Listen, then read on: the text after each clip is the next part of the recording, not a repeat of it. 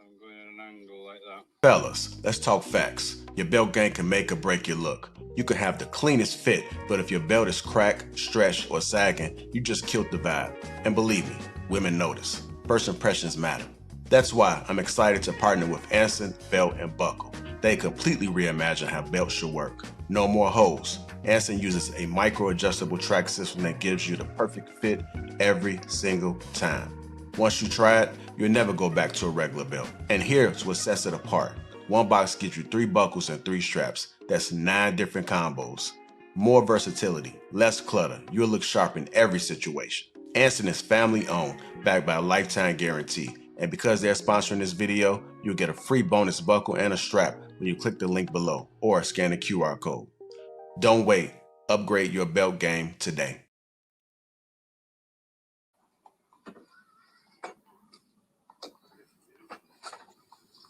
Row lines. Your top row is going to go from about there to the point of into the heel of his tail. So I'm going at an angle like that. What is that? So I'm doing like. Must be dope. Something. What's going on, panel? How y'all doing? Let me go ahead and introduce y'all, man. We got the whole vibe in the house. Let me get my Willie, real dope, got Simone and Hink, and myself, Lapeef. How you doing, family? What up, what up? Blessed and highly favored as always. Okay, don't be shy now. Whole vibe, you good? Yes, sir. Hello, everybody. Okay, it's good to see you, man. Glad you guys in attendance. If you haven't already, hit that like button. Also, make sure you subscribe to the channel. What's going on, Bo, Edward Gilbert, Rob Wick, Christopher Matthews, Bodega, Wi-Fi, Trigger Warning, Construct Icon. How you guys doing? If you are catching us on the replay, hit the like button. Also, make sure you subscribe to the channel. Shout out to the sponsor, Anson Belt and Company. That link is in the description. Fantastic belts. I suggest you get you one. I always say this. They make an excellent gift for men and young men. If you want to encourage the pants to be on the waist, you got to get them a belt. Why not get them a belt with style, right? So Anson Belt and Company, that link is in the description. The belt buckles are interchangeable, so you can switch it up. So if you got 3 belts and 3 buckles, you can alternate. Give you a lot more options. Brown, black, whatever you like. They got them. Like your hair, that? Okay, yeah. Let me guess, you did it yourself, right? Thank you. I did. Yeah, okay. Yeah, we got some people, talented folks. Well, we got a good show, man. We may be able to get into some trending topics later, man, but I do want to talk about this baby mama culture and why women keep sharing the same men. So that's what we're going to be discussing. We're going to see if we can go ahead and unpack it. We may have a few more folks popping in. So if you see them, don't be scared.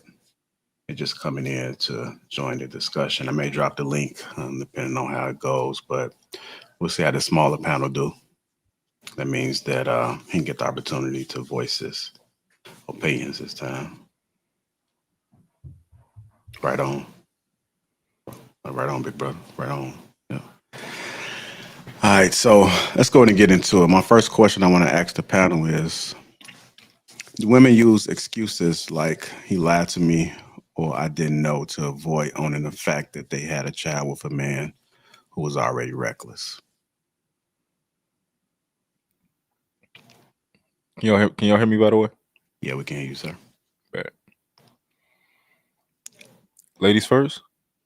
I'll ask the question again, and anybody can go first. But if you're in your time to the ladies, it is understandable. Do women use excuses like he lied to me or I didn't know to avoid owning the fact that they had a child with a man who was already reckless?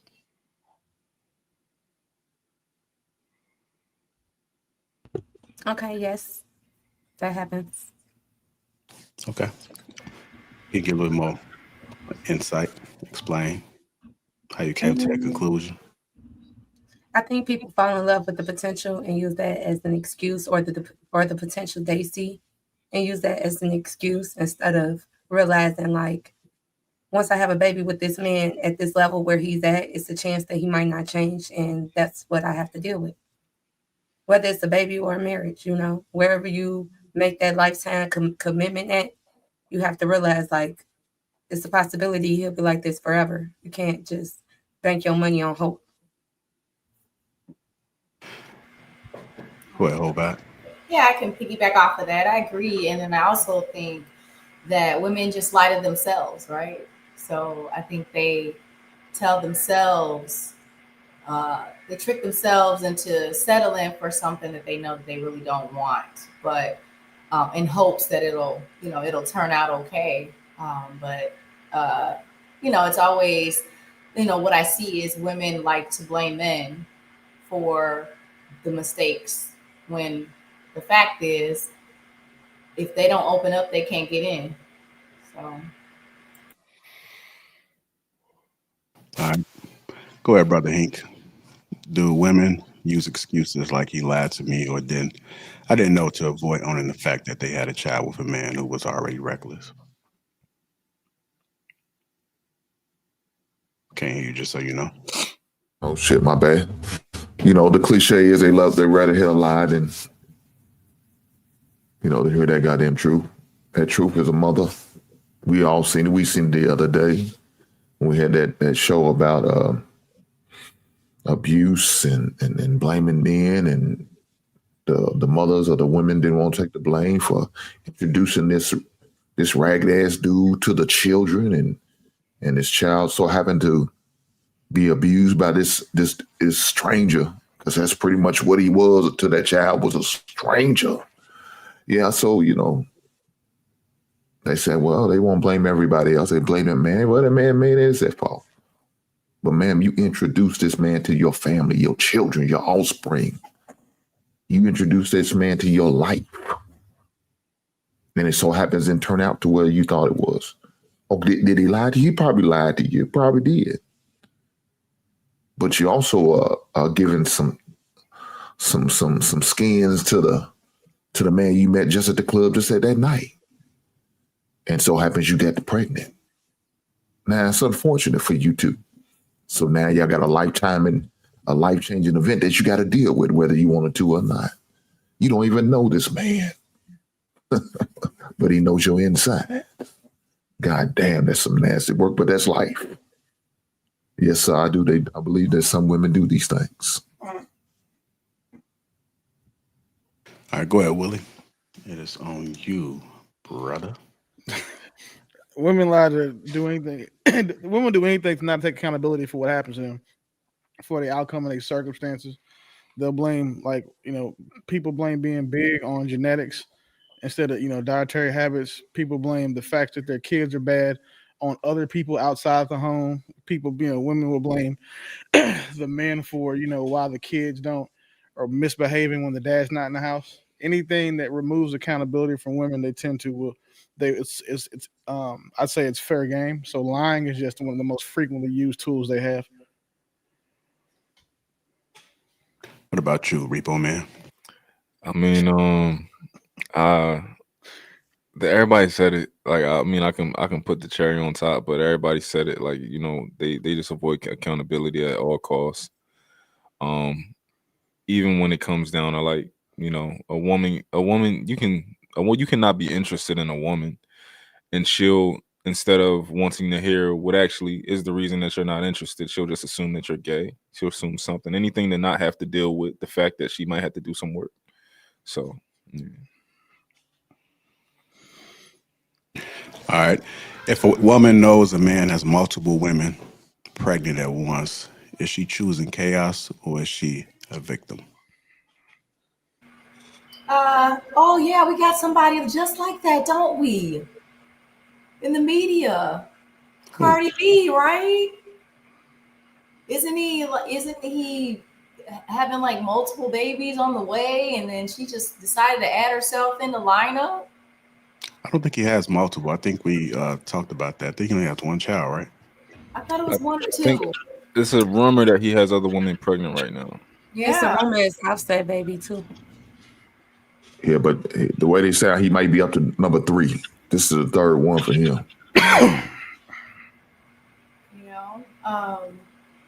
I think she's choosing chaos. And then like they try to normalize it, right? Like, oh yeah, I'm happy, yeah, it's okay, even though I'm not even divorced yet. It's great. It's like women, sometimes we psych ourselves out to think that, this chaotic situation is a good thing and that, this is gonna make the best of it.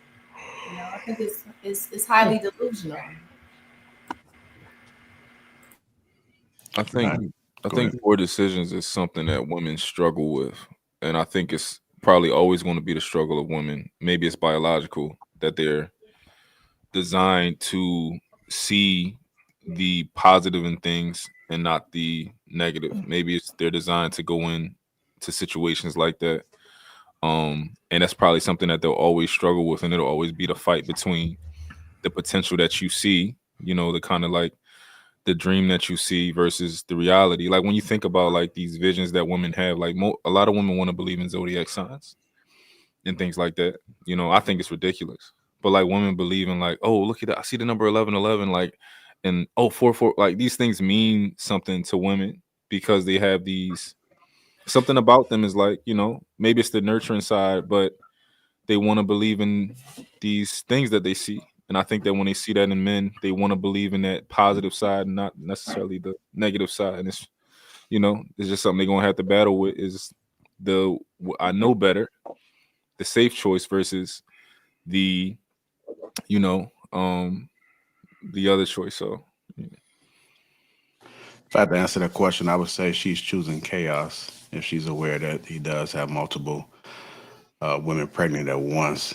The only reason why I say that is because at some point in time, we can't keep making excuses or we won't always be a victim. So I've had things that have happened and I had to come to terms with it. Like, you got to own up to it. I made the bed and I had to lay in it. So that should go for everybody else as well. If you do something and you knew better or you know better, then just shame on you. I just told my son, whenever he get in trouble at school, it's like, look, it's consequences, good and bad, no matter what you do. So own up to it. If you knew you was doing something you weren't supposed to do, and we talked about the hierarchy. He's 8 years old, and I had to explain to him how the hierarchy works. You're at the bottom of the hierarchy when you're in school, bro. So whenever you think you're above it, then you're going to be put in your place, and you're going to get these things taken away from you. So just to be direct, they choosing chaos.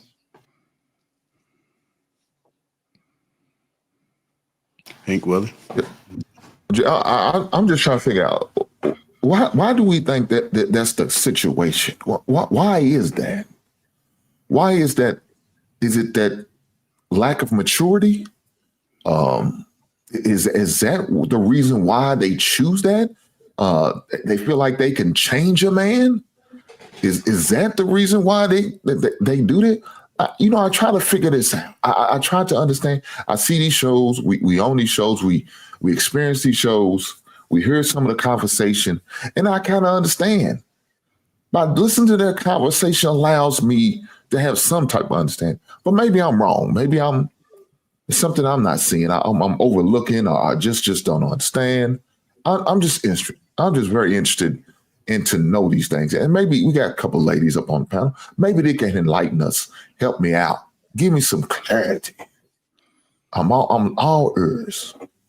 yeah, tell us the attractive part about choosing a man, like Stephon Diggs. Oh, I almost can. You can almost say a man like me, but I think I'm a little bit different. But I had that situation before. But what is the attractive part about choosing a man? Like Stephon Diggs. Of course, there's a bad side, but what attracts you to something like that?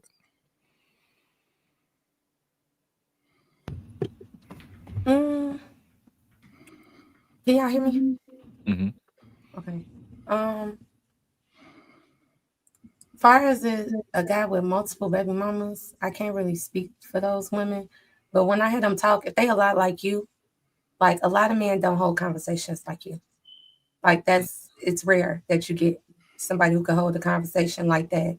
A man that's mature enough to understand, like, if I want something from you, I got to pay into your emotions, even if you're not doing it financially, stuff like that. And this is just from like because me and my friends, we talk amongst each other. We all came into this situation where we like, I see a red flag, but I'm not sure if it's a red flag. But I'm gonna give him the benefit of the doubt, like, you know. So overall, it's just the chemistry. Some guys are know how to build chemistry, like genuine chemistry with women, and I think that's rare. And when that happens, women think like, "Oh, he must be the one for me," you know. And then it's like, no, he does this for all of them. Like they all probably feel the same way you feel, girl. Like, read the room. He got all these kids. Like, just read the room. I also think, yeah, a lot of women think that they can change a man. Can you hear me? You can hear you. Okay. A lot of women think they can change a man. A lot of women just don't know how to vet men. Um, they don't know what they have to offer a man. They think maybe, being able to hang from the chandelier and, be able to cook something and clean up, that's all they need. Um, and they think that that's what makes a relationship. Picking a man like Stefan Diggs, is trendy, is cliche, is, the money and all the, the glam. And I just have to look the part, but I don't have to be anything inside that of value. I don't have to build that up. I just need to look like I have it all together.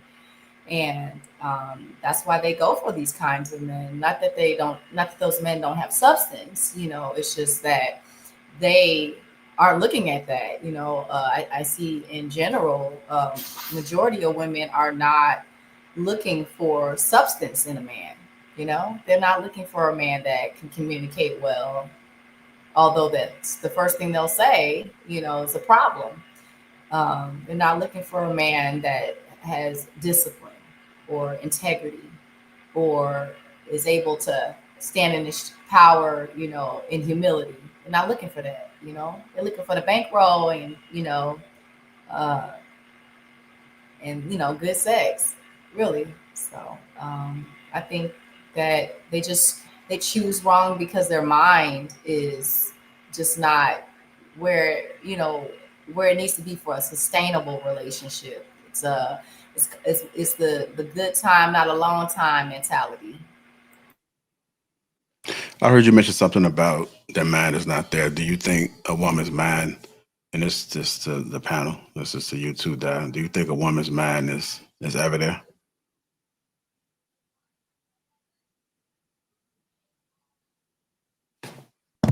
Hello? Can you hear me? We can't hear you. Can you hear me now? We can hear you, JR. Okay. When you say there, you mean in the space of looking for what whole Badger just described? I mean, just in like the whole mental capacity, because when you were saying that a guy like Dope knows how to build chemistry, I don't even think some guys even are interested in building chemistry. I think that's something that a woman tells herself. I think that to her, she's interpreting his aura, his like demeanor. Like some guys don't have to work; they're just them, and the woman just like him because he's him, and he may just go about his business and operate just like that with everyone. But if he shows a little bit of attention or shows a little bit of interest, then I think she tells herself that this is chemistry. This is magical. The stars are aligning. And what's your sign? And they just start trying to go deep, trying to find any and every reason to justify the feeling that they're feeling. So I've never heard men talk about chemistry. When I think all the time growing up, we don't talk about energy. We don't talk about chemistry. We don't talk about alignment. I've heard men use, I rarely even hear men use equally yoke unless a woman is in presence. Like, we just don't talk like that. So I just think that this is just something that you guys talk about. Maybe y'all can explain to us why is it that y'all use any and everything to find a reason to pursue a man or not pursue a man. Well, when you say those things, like, okay, can you answer this question? Do you agree with the statement that a guy knows within a few months whether or not he's going to marry a woman? The idea of it. I mean, I don't believe a man 100% really knows unless a smart man would get some more clues. You know, he may have an idea like, I could possibly see it, but he needs to collect some more data on that woman because those signs, them looks, that presence, it can all be like deceitful. You know, guys do make mistakes. So, but the more data you collect, and you can become certain, you can be like, you know, I can really see it, but right away, the idea of it, yeah. So I asked that because when I usually hear y'all talk about y'all wives or, that topic in specific, most men have agreed with it. And we all have this, like, I want to say, in my opinion, spiritual way of dealing with things on this earth. And I feel like with women, I have noticed that with all women, they always want to make their man better. Whether he comes that way already, like, it's not like she's saying like a woman could find her husband, he could be the perfect man, but she's still gonna find a way to add to him or help him become a better man. So regardless if this man is low or at the bottom or whether he's high, just a woman in general, she wants to, help that man. Now, as far as Cardi B in them situation, I can't really say because I just feel like that also has to do with greed. She's looking at resources and things of that nature. But in general, if we're talking about, women in general and why they have that faith in men and why they talk spiritual and things of that nature, yeah, I can't really explain the spiritual aspect, but far as the that feeling to just want to help him be better, even if he's already better, it's just, I don't know. I do see it in all women, and I feel like that anybody I date and anybody that I can see myself, even just going to the next date with, I just feel like, okay, I'm gonna invest until I see why I shouldn't be investing anymore. I think that's my job as a woman, especially if he takes the initiative in pursuing me. But a lot of women, I feel like a lot of women are good at being men. A lot of women not good at being women. And when you're good at being men, you're not really vetting for women reasons. And I think just to add, like in terms of like where their mind is, I think that that's why we have baby mama culture, right? It's okay to just pop out babies with no commitment and no real foundation. I think if women's minds were thinking long term, some type of sustainable relationship, a future, building. I don't think their minds are in building. They don't know how. They want to, but they don't know how. And I think a lot of women say things that sound good, but they don't embody it, right? So, I might say all the words they want to hear, and I might romanticize the relationship even to make it into something that it isn't. You know, uh, we know it's not, but hey, it sure sounds good. And we run the cart before the horse ourselves, and then we act like a victim or like oh, what happened? This is not our job to make anyone better. It's our job to support people or men as they move toward their goals in life. If we're going in the same direction, then it feels good to both of us. But, I have no desire to change a man. I have no desire to um, make him better. If he's not good enough for me in the first place, then I shouldn't be with him. And I think that, we look at it. What happened? It was just a soundbite. Oh, that's funny. Um, so I think that we we need to learn how to accept ourselves so that we can accept other people, where they're at, and decipher at that point if this is a good fit or not. And we don't take that time. It's just like, oh, let's just jump in the sack, knowing that once that happens, no one's really thinking about getting to know each other like that. Like I got what I got. This is going well. Let's keep doing this. You know, but now the woman wants to be like, "Oh, baby, you don't care about what I care about," and blah blah blah. Well, I wasn't caring about when you gave it up, so why I got to do that now? That's just my thoughts about it. I think it's a couple of schools of thought here, like in our community, when it comes to like women and building men or not building men. I feel like the generation right before us were into like building up men, and I don't know if that was a good thing or a bad thing. Um, I know I don't feel comfortable with nothing like with a woman doing that, but I don't know if it was a good thing or a bad thing because women used to kind of like find men and take men, and then I'll give you an example. A older person who I know in my life before they met their husband, when they met their husband, he did carpentry, and he did HVAC carpentry, all of that type of stuff, but he just kind of did it when he wanted to. He kind of had his own little business. He just it wasn't really a business. He just kind of like was shaking and moving. And she ended up, after a while, getting him a job and filling out job applications and stuff like that, and getting him into the airport. So he do HVAC and stuff like that in the airport, and now he's been there for like 15 years now. And I think that was very common for a woman to pretty much take a man and to kind of have a vision of what she could do with him, or what where the potential was. I don't know how many women were successful with that, but I do feel like that was one of the schools of thoughts in our community. Is that was one of the things that you do. I don't know if y'all agree with that or not, but Not sure I follow. Can you just kind of sum it up a little bit? yeah. So traditionally, and I don't even know how far back this tradition goes, but in our community, it was commonplace to take a man and upgrade him. Not to say that you had financial means to do it, but you might take a man and fill out job applications for him, get him a job, or help him do certain things like that. I think that's been commonplace in our community. I don't know if you guys agree with that or not, but I think that's a thing. So you're saying that it's not such a good thing, or you're just saying that it's a thing? Oh, I don't know if it's a good thing or a bad thing. But I think that was traditionally one of the ways to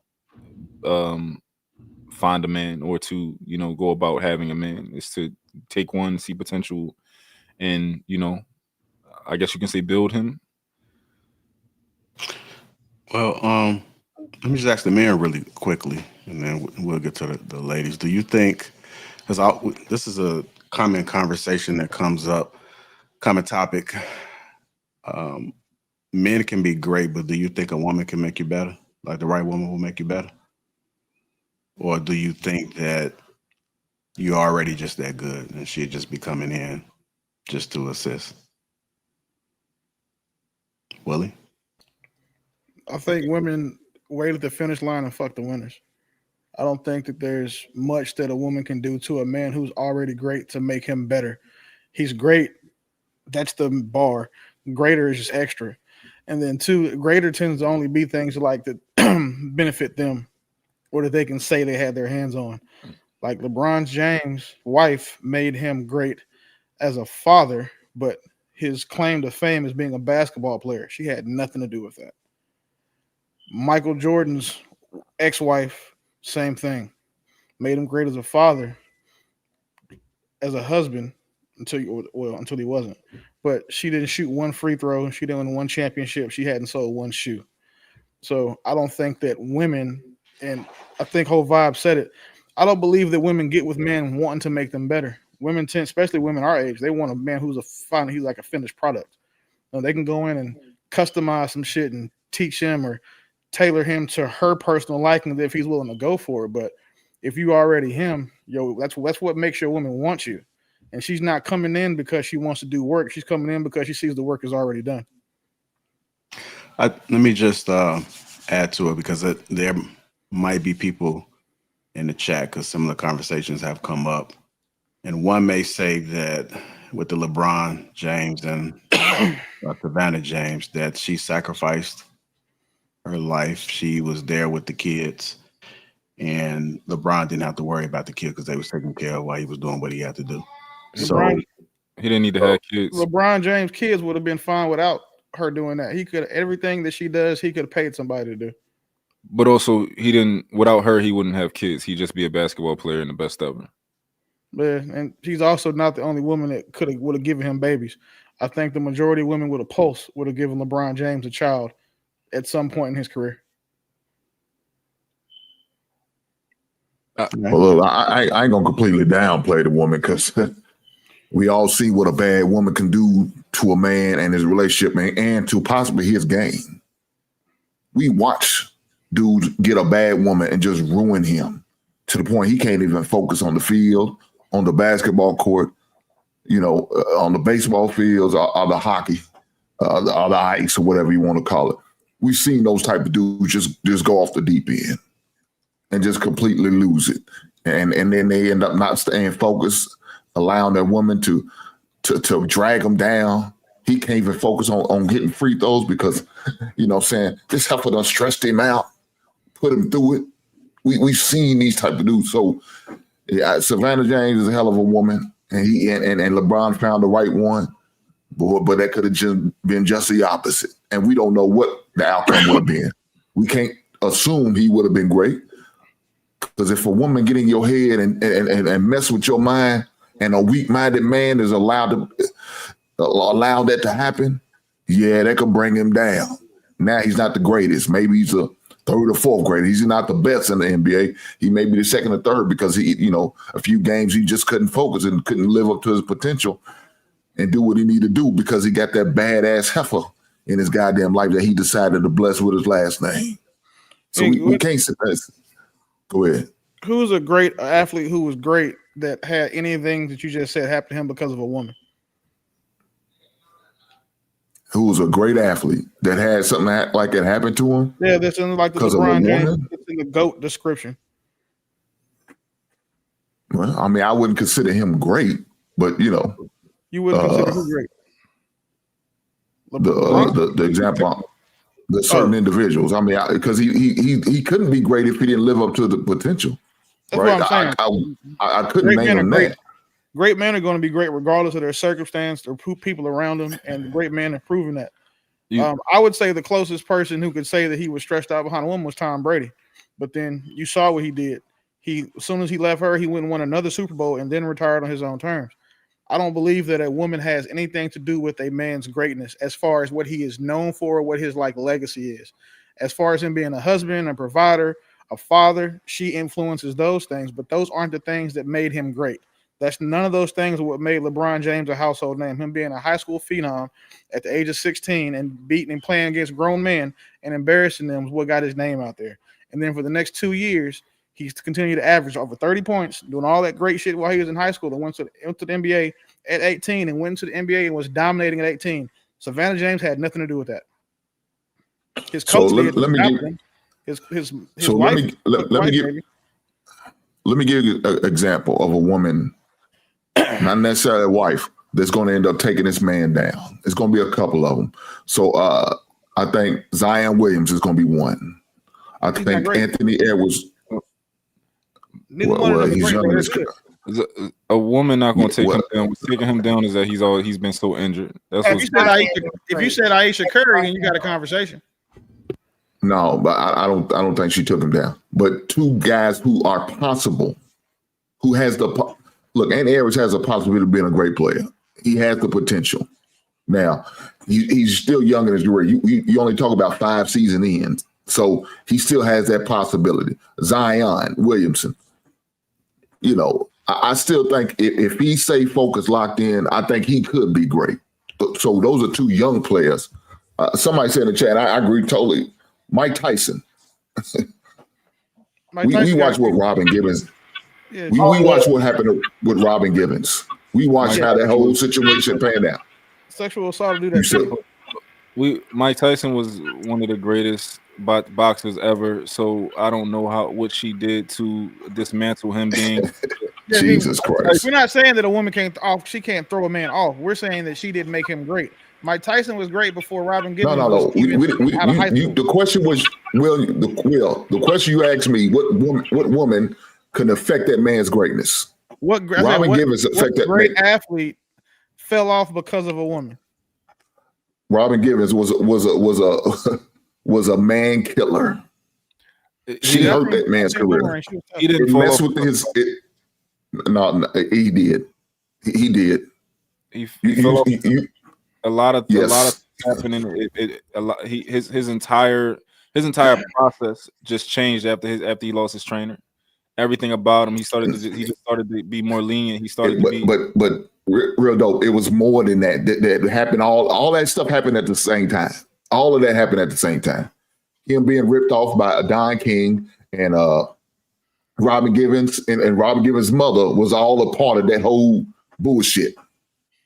Was all a part of that bullshit. Let's make sure we get back on track, y'all. I don't want to get too far away from the topic. But yeah, I feel like certain women can bring you down, and they will bring you down if you allow them to, if you bring them into their lives. I sure. think it's been proven that more women will bring you down than will make you great, though. I think it's more likely that a woman will fuck up what a man has going on before she'll enhance it.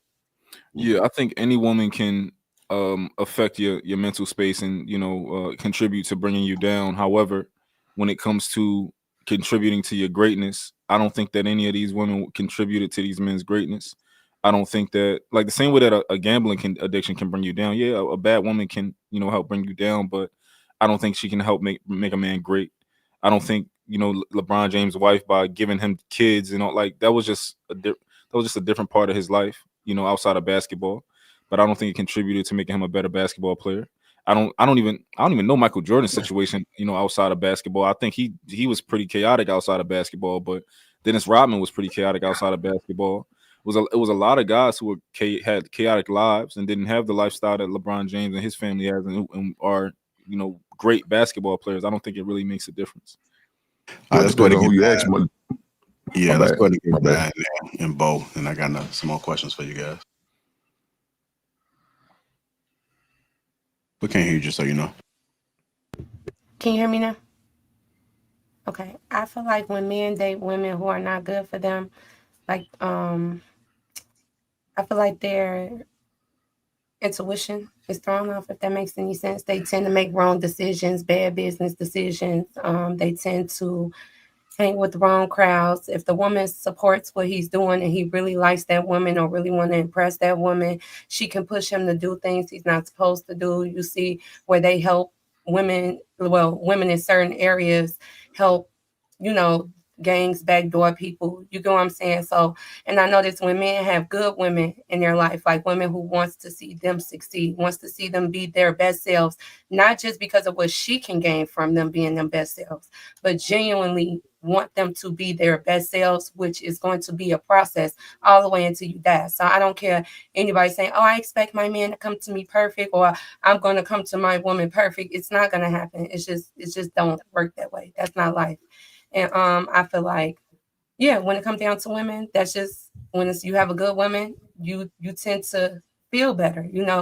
My stepdad, he told me when him and my mom broke up, they wasn't for each other. They both had their reasons, but now he's in a place where he's around other people. And he was like, I'm at such a place of peace. I don't even want to involve myself in certain things in certain environments. And he admitted that the woman he is with contributed to that. My dad did too. So I guess until you actually have a woman, I don't know, that you love, you really wouldn't know. It's nothing we can show you that's concrete. That's what comes with loving with a woman. With men, yeah, we look at the way y'all provide this, that. But it just sounds like when I hear a lot of y'all speak, a lot of y'all haven't really experienced a good woman. But then, like I said, women out here trying to be better men than they are women. And I hate to say that, but it's the truth. Like, even women don't even really know what they're supposed to bring, because when you hear them talk, they're like, degrees, which is good, jobs, which is good, but I never hear them talk about the feminine aspect of the relationship that calms a man's nerves, gives him faith, motivation, make him believe things that he probably didn't believe before, whether it affects his career or not. It could just affect maybe his peace that he have within himself. It might not be something you can see on the surface, but a lot of those men, they back their wives for a reason, and they make sure they protect their wives at all costs, regardless of what other men think, because they already know how in y'all world it can definitely be downplayed. Not to Hank, because Hank kind of tried to explain it, but yeah. All right. Yeah, I want to go ahead and get Bo in there. Bo, did you want to add to this conversation? I got a question I want to pose to the panel. If you ain't got nothing to add on that, then I just go straight to the question. I think that a lot of the perspectives that I heard are right. I think that men already have to have greatness before a woman steps in. A woman only enhances that greatness. A woman only makes it easier for that greatness to exist. It can make or break it, if I'm being honest. So, if you speak life, there will be life. If you speak death, there will be death. So I agree with a lot of these perspectives. I don't think that it takes a woman to make a man be great, because if it takes a woman, then he wasn't great in the first place. She was, and she gave him that.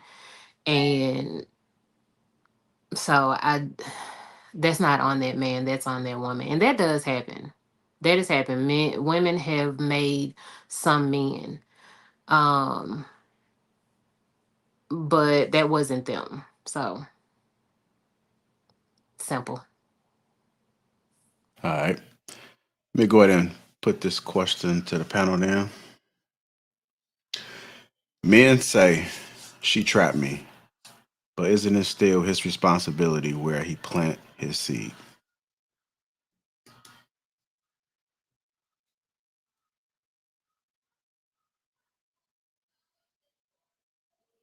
We can't hear you. Repo man. I think it's only a couple ways you can get trapped, and that's well, really one way, and that's for a girl to purposely poke a hole in a condom or something like that. Outside of that, I think like I guess it can be deceitful for a woman to tell you she's on birth control, and then if y'all are in a relationship, and then for her to stop taking it and let you know that she's still taking it, that can be deceitful. So I think those are like really the only couple ways that you can really get tripped up by a woman.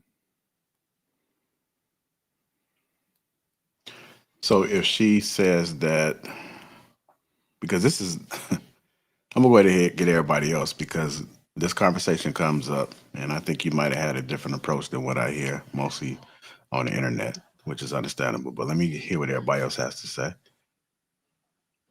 I'm trying to figure out how does she poke a hole in your condoms? I'm providing my own goddamn condoms. She don't provide nothing for me, no condoms.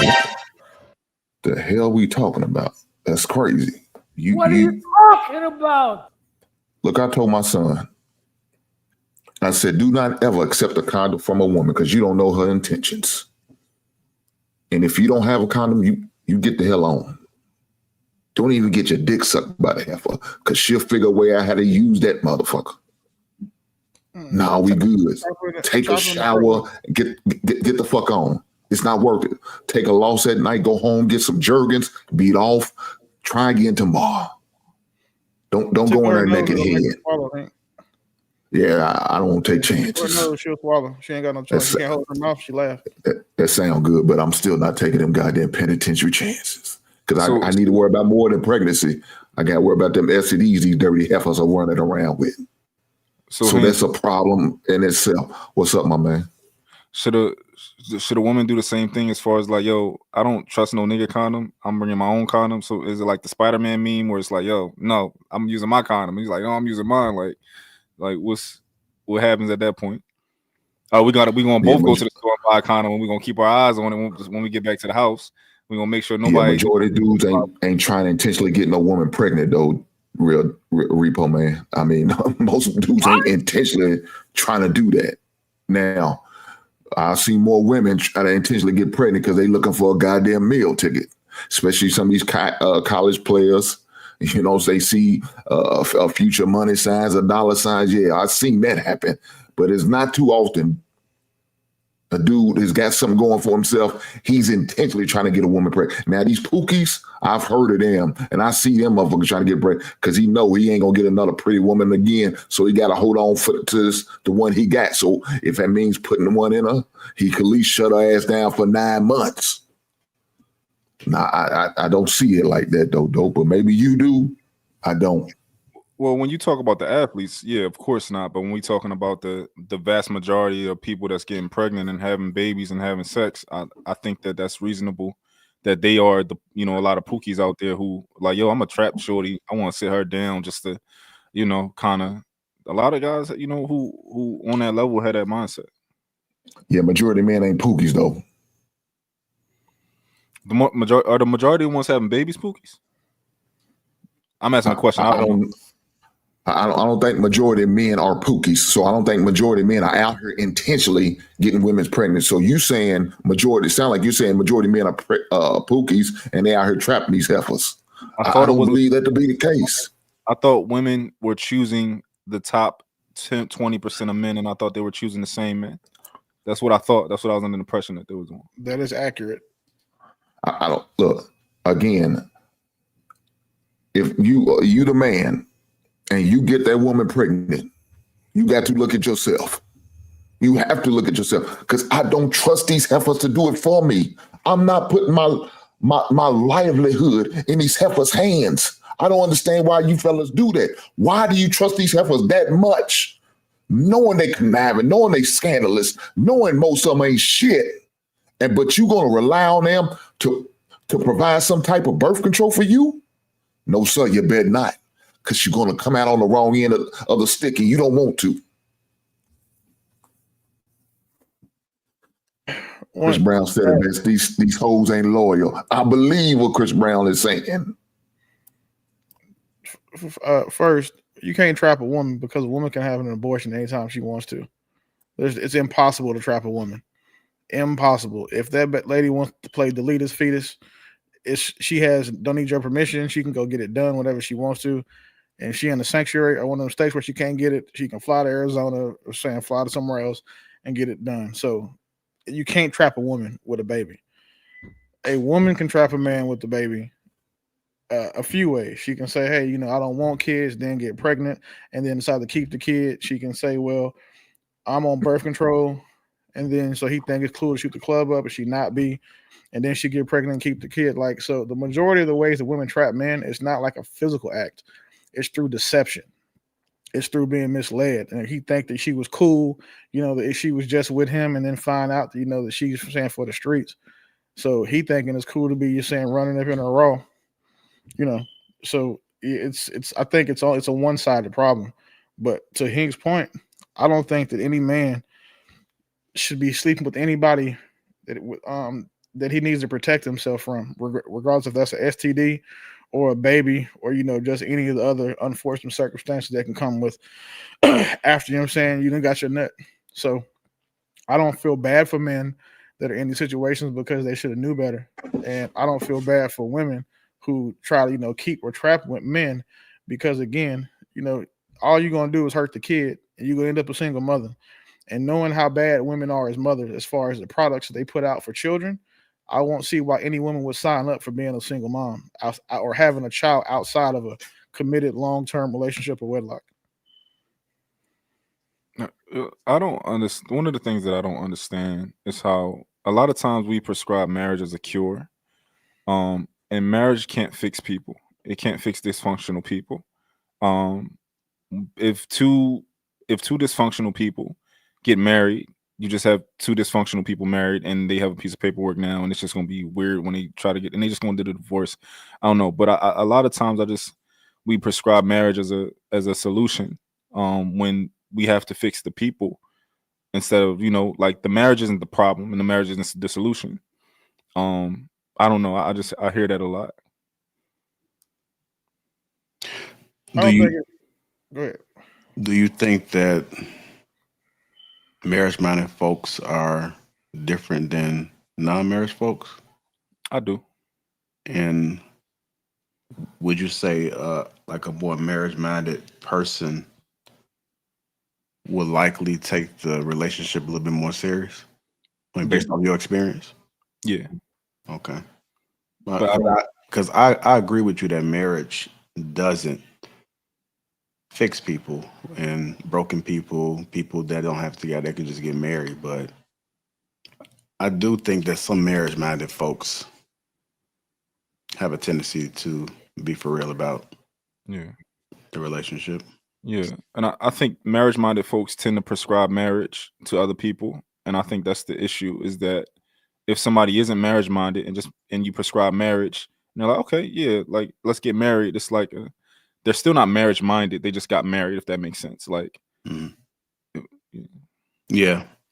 So, if you were to give some advice to the marriage folks that's out here prescribing, what advice would you give them?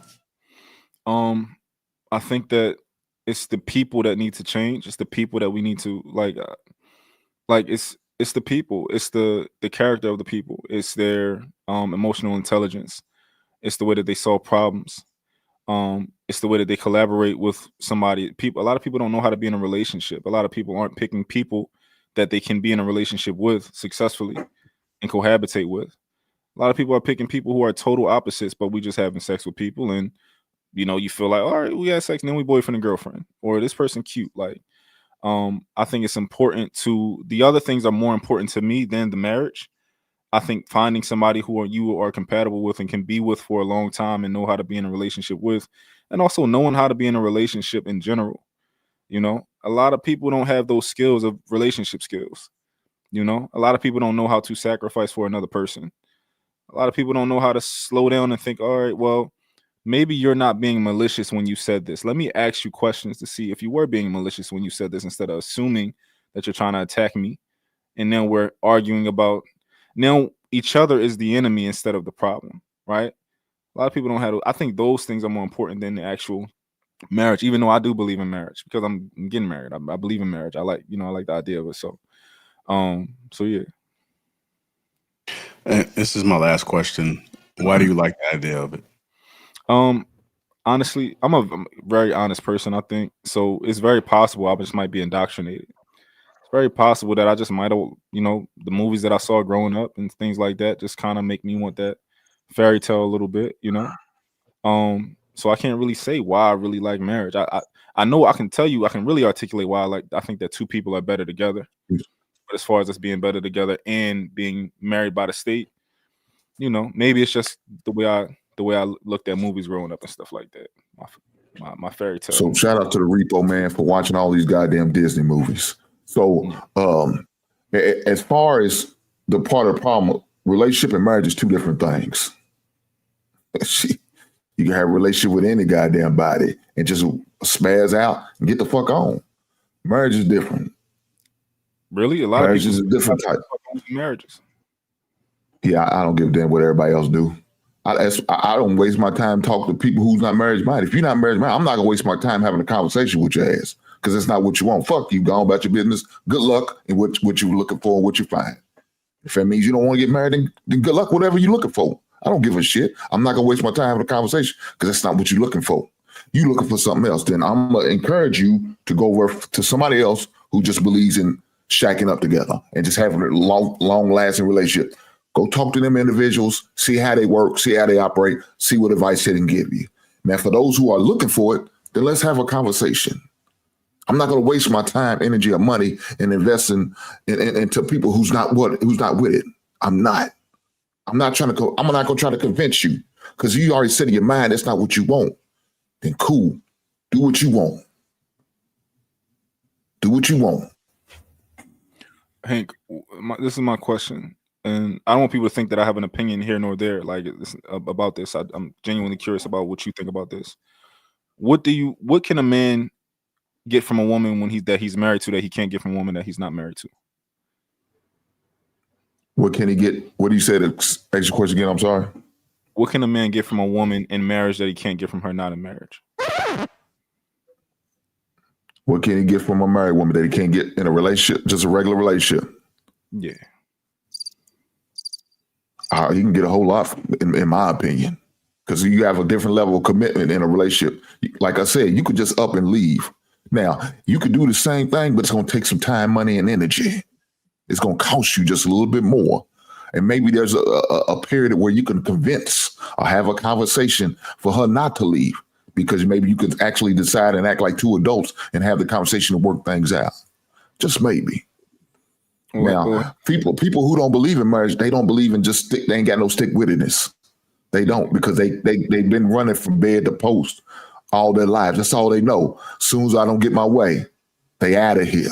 Soon as I don't get what I need, they out of here. My feelings are feeling something. I'm out of here. So those who are just strictly looking for supposedly a long-term relationship, that's what they get. That's what that happens for them. I said, good luck, man. Good luck. With respect, Hank, I don't think you answered the question at all. So what can a man get from a woman that he's married to? Well, He can't get from a woman? I think he answered on the back end. I did. Yeah, on the back end of that question when he kind of described the two different styles of approach when it comes to relationship. Okay. He said that a woman that's marriage minded, that's looking to be married and is married, that in his opinion, she's vested. She's going for the long haul. Okay. Whereas someone who is just in a commitment, they can just leave at any given time because there's no strings attached or there's no like seriousness of commitment. Like it's gonna come with some like repercussions if they decide to depart, whether it be via man or woman. So I think that's the difference he broke So down. I don't know if people are thinking about this right now, but there is you are allowed to get a divorce in America, right? So this idea that this commitment thing is different once you get married, it's not really. And I mean, unless you got a lot of assets, then you got a lot more to think about. But most people don't have these assets that they have so much to think about and hash out when they get a divorce.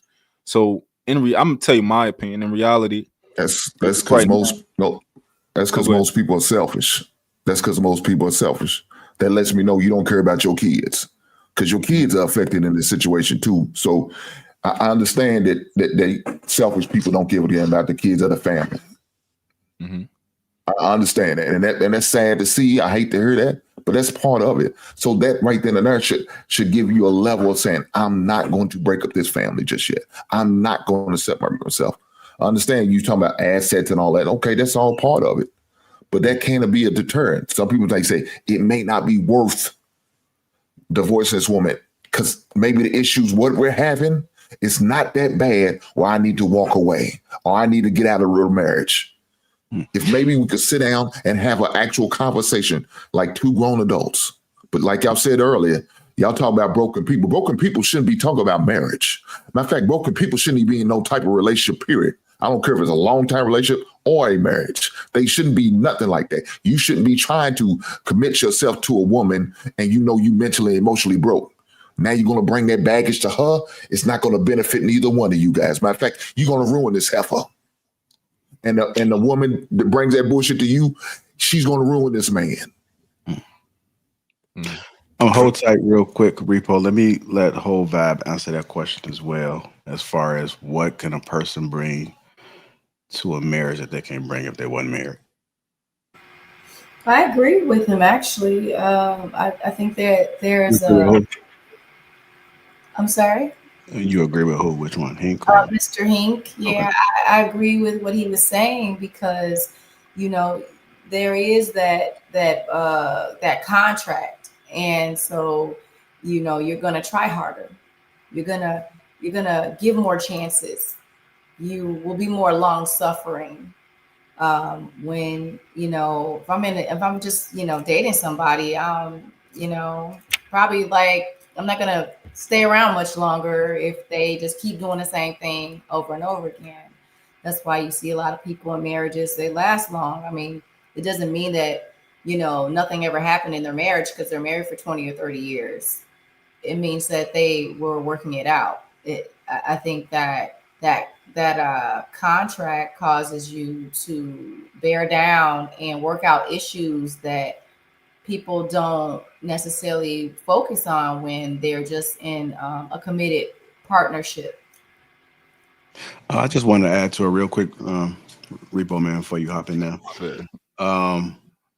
Because Chels spoke a little bit on this yesterday, as far as when he got married, it was life changing for him.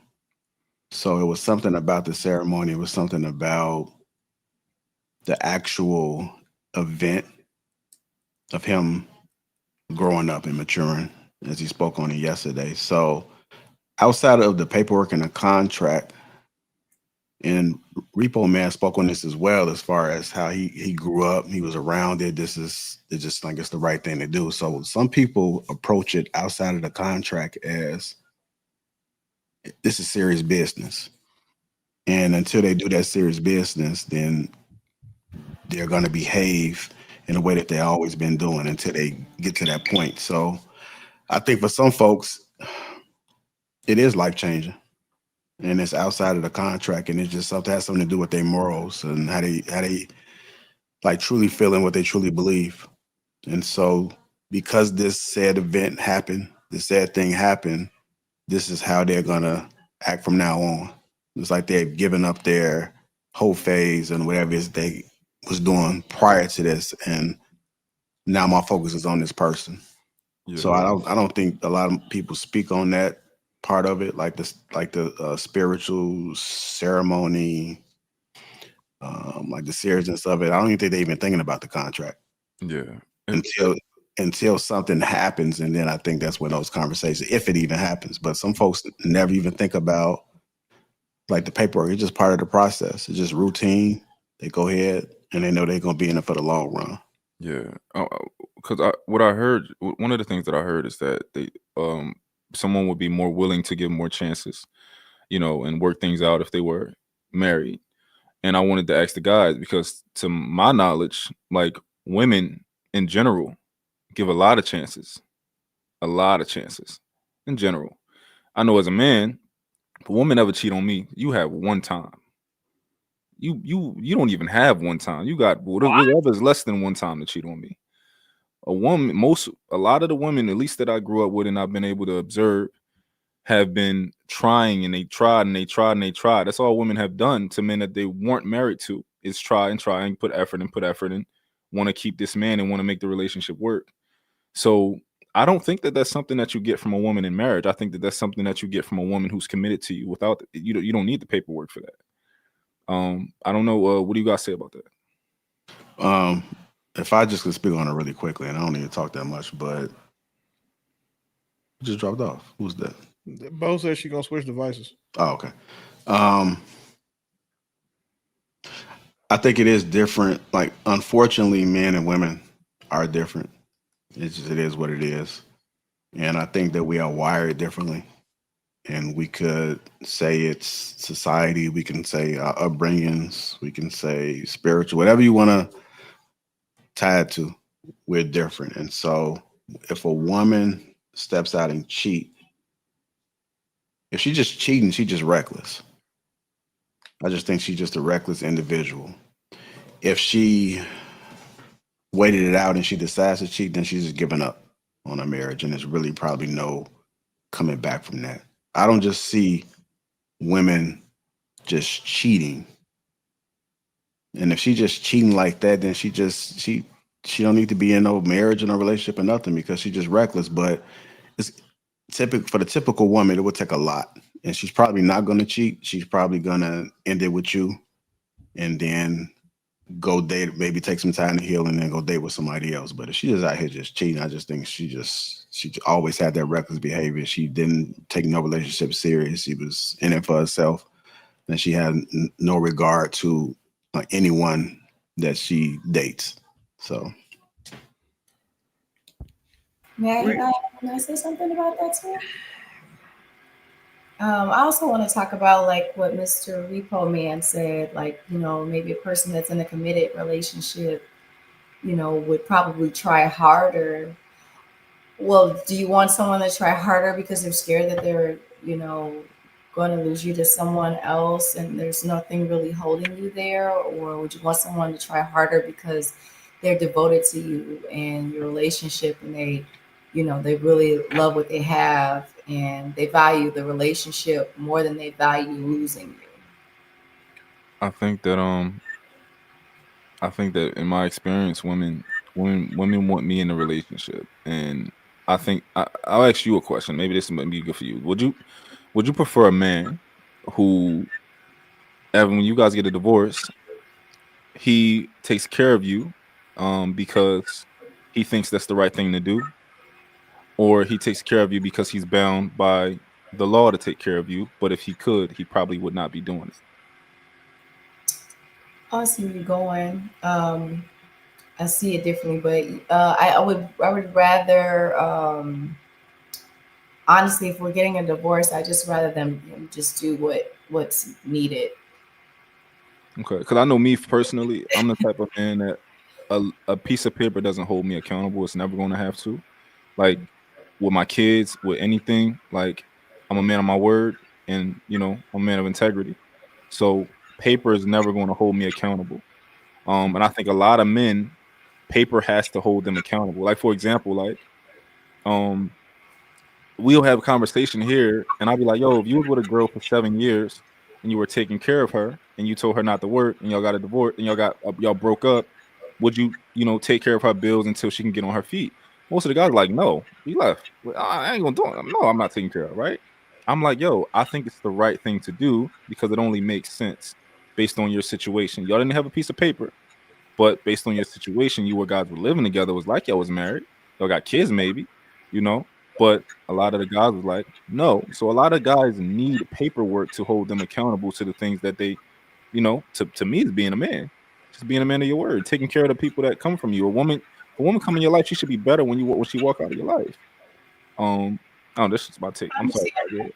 I understand that. I'm just going to respond, and then, in my experience, because I've been married and I've also been in a relationship that is long term, and I think the feeling that I got from my devotion to each person was different. With the person that I wasn't married to, I think it was more out of an insecurity. It was more out of just wanting to, just being afraid to lose that person to someone else, because after all, they could just walk away. And in a marriage, it was that part was taken away in a sense, because there was a visual representation of a commitment. And so I was more relaxed, more at ease, more at peace, and I got a lot more done, and I did a lot more things just because I wasn't thinking about being scared of someone leaving as much. So that was my thought process about it. I would blame that on your partner, on your man in that case. I think damn. I think that you should have felt comfortable in that relationship. And I've been with women before where I know they didn't feel comfortable, and I didn't make them feel comfortable because they shouldn't have felt comfortable because I wasn't going to be with them that long, right? It is what it is, right? It's just, but my current woman, even without me proposing and all that type of stuff, she's comfortable because I make sure that I build that environment. I want you to feel comfortable. I want you to know that, like, you don't have nothing to worry about. I'm not looking at other women. I'm not texting other women. I'm not even liking. I'm not worried about none of that. And I make sure that I just reiterate that to her, that she don't have to worry about anything. And a lot of times guys are in relationships with women and they don't do that. It's called reassurance. A lot of guys don't do that. But I'm sorry, Di, I know you're trying. You know how you reassure a woman by putting up. I just wanted to, Go ahead, 3 minutes, Hank. Go ahead. You know how you reassure a woman by blessing her with your goddamn last name. That's how you reassure a woman. You just sit there and say, "Well, I'm committed to you. I don't need a piece of paper." That's some bullshit ass lie a man would tell a woman just to keep her ass around. That's that game. Are you selling that heifer wolf tickets? And if she's a fool enough to go for it, she's a fool for buying them. Okay. So I just wanted to say something. Can y'all hear me? Oh, yeah, go ahead. Yeah, we hear you. Well, I trying to understand what he's saying, because I've talked to a lot of my homies that's like been married recently, and it's like they've been married for like, the first 4 or 5 years, and they talk to me about how good it was in the beginning. And now that when they come across a problem that he has to deal with, whether it's spiritual, monetary, whatever the case is, he run into a problem. And one thing I noticed that's why I said women are not good at being women these days. A lot of women these days have low endurance, if that makes any sense. And they try to police how long it takes a man to solve his problem or whatever he's going through. And sometimes they be more so focused on their uncomfortability and their role in the situation versus his actual growth, if that makes any sense. So I think even when it comes, I don't think marriage can help women. Like, I'm agreeing with Dope to a point with that, because if like, I know there's some women who can do it, but those women are kind of like more toxic. They're getting their give back, right? And they'll stick around with their BD for years. Like, when I say years, years, longer than some women would do with the piece of paper, with the marriage. You know what I'm saying? I feel like women who in marriage who goes through those things, they're like, I'm too good for this, so I'm gonna divorce you. You know what I'm saying? But I think a lot of people take their partner's mistakes personal. And one thing I could say is I'm glad I got to love my BD before he passed, because I knew that even with everything he came with, like y'all would say he's a bad choice, right? But in my head, because we grew since childhood, I was willing to go whatever through. You know, I was going to do research. I was going to Google. I was going to get therapists. Even if I had to work to get him the help he needed, I knew that was the man I was going to fight for. So when I see women get into marriages, and I wasn't even married, you know what I'm saying? So when I see people get into marriages and they try to police their partner healing and what time they is, when it comes down to men, I can agree with Lapeef. When men get married, I agree 100%. They whole mind frame and ideal witches. They're ready for marriage. They're ready for forever. They're ready. I know you say like, oh, if my woman cheat on me, I've seen men say that and then get in a marriage. And then my homeboy like, damn, man, I don't want to say this. I don't even want to say this to my homeboys, but I'm going through this. And he's really trying to fix it because men just think different. But women, I can honestly say, even in marriage, they're policing their husband's growth, what mistakes he might come across, what issues he might come across. You know what I'm saying? His he could be working at a construction company and the building get blown up. And she's like, well, it's been 6 months. The bills need to be paid. And she's, you know, and she's not really, and I could say women need to work on that. I could see that. And I don't think that has to do with a piece of paper or anything, because you see women do it in marriages. You see that most women are divorcing because either infidelity or lack of emotional attention or emotional neglect. But it's like, why take that personal? Like, look at him and see, why does he lack the emotional capacity for you? You know, and some women don't know how to be women. They just like, I don't know. So I want I to can ask see Lil Dope why. question a different way, because y'all didn't answer his question. What in a marriage does a man get that is worth the risk of what he loses when the marriage inevitably ends? Because 54% of them do. So again, what does a man get from a marriage that he's not already getting from a girlfriend that is worth the additional responsibility and risk that he takes on by marrying that woman, understanding that the majority of marriages are going to end at some point? Peace. That's all what married men say. Peace. Okay. I guess peace is that matter. Wait. I guess, Hold on. but most married men say that. No, Yeah, I, let me make I sure thought Will said he. I thought Will said he's. I thought Will Let me- said he's going to answer the question. Will, you said you was going to answer the question, right? No, I said I want to ask the question, but before y'all start doing all this peace, promise, polarity, all these adjectives and feelings and shit, men don't care. That's not what we're talking about. What does a man get from his girlfriend?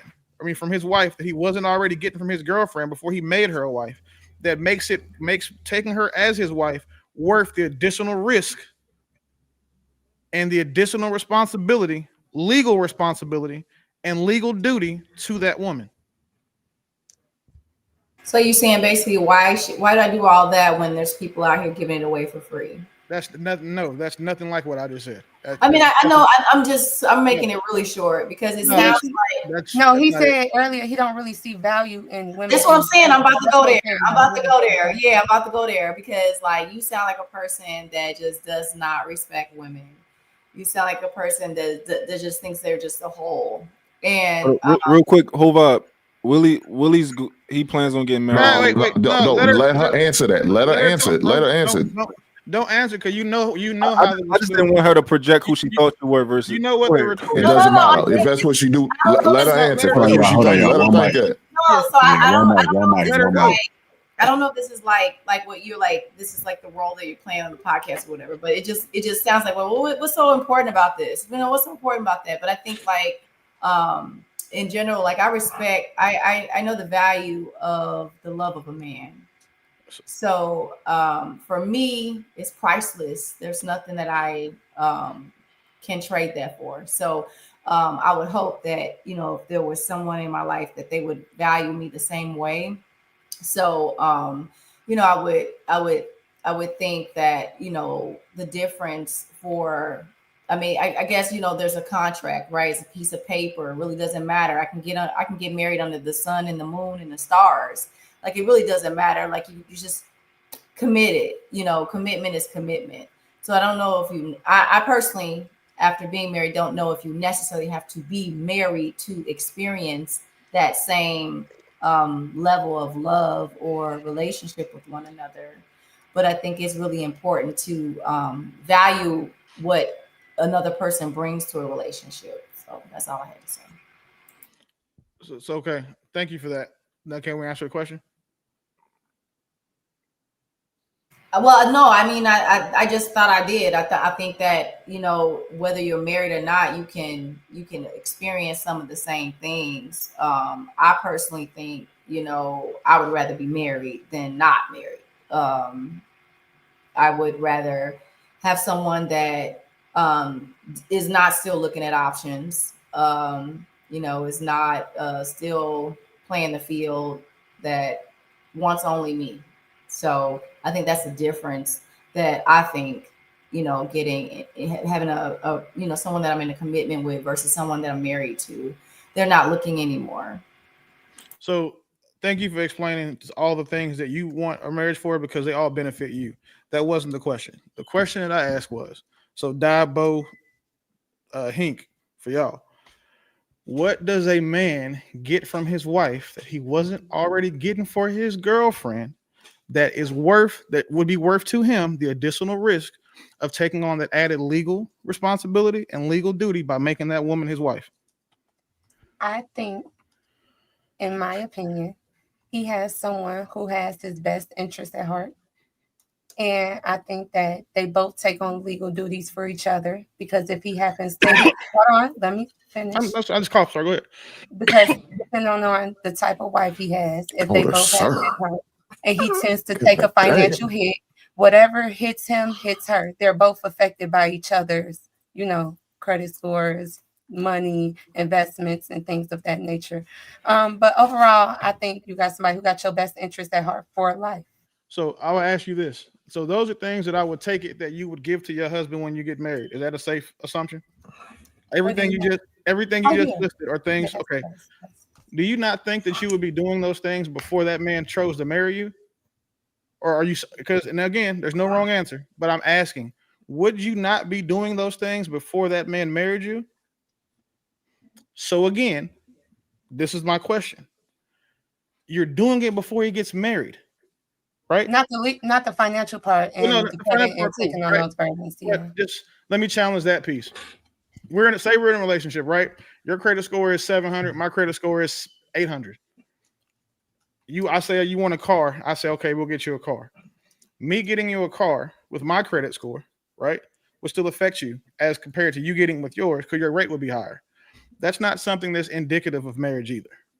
So, but I understand exactly where you're coming from. But again, nobody answered, like no one has given anything specifically yet. So I appreciate your input. I'm gonna ask Hink now because he's actually married.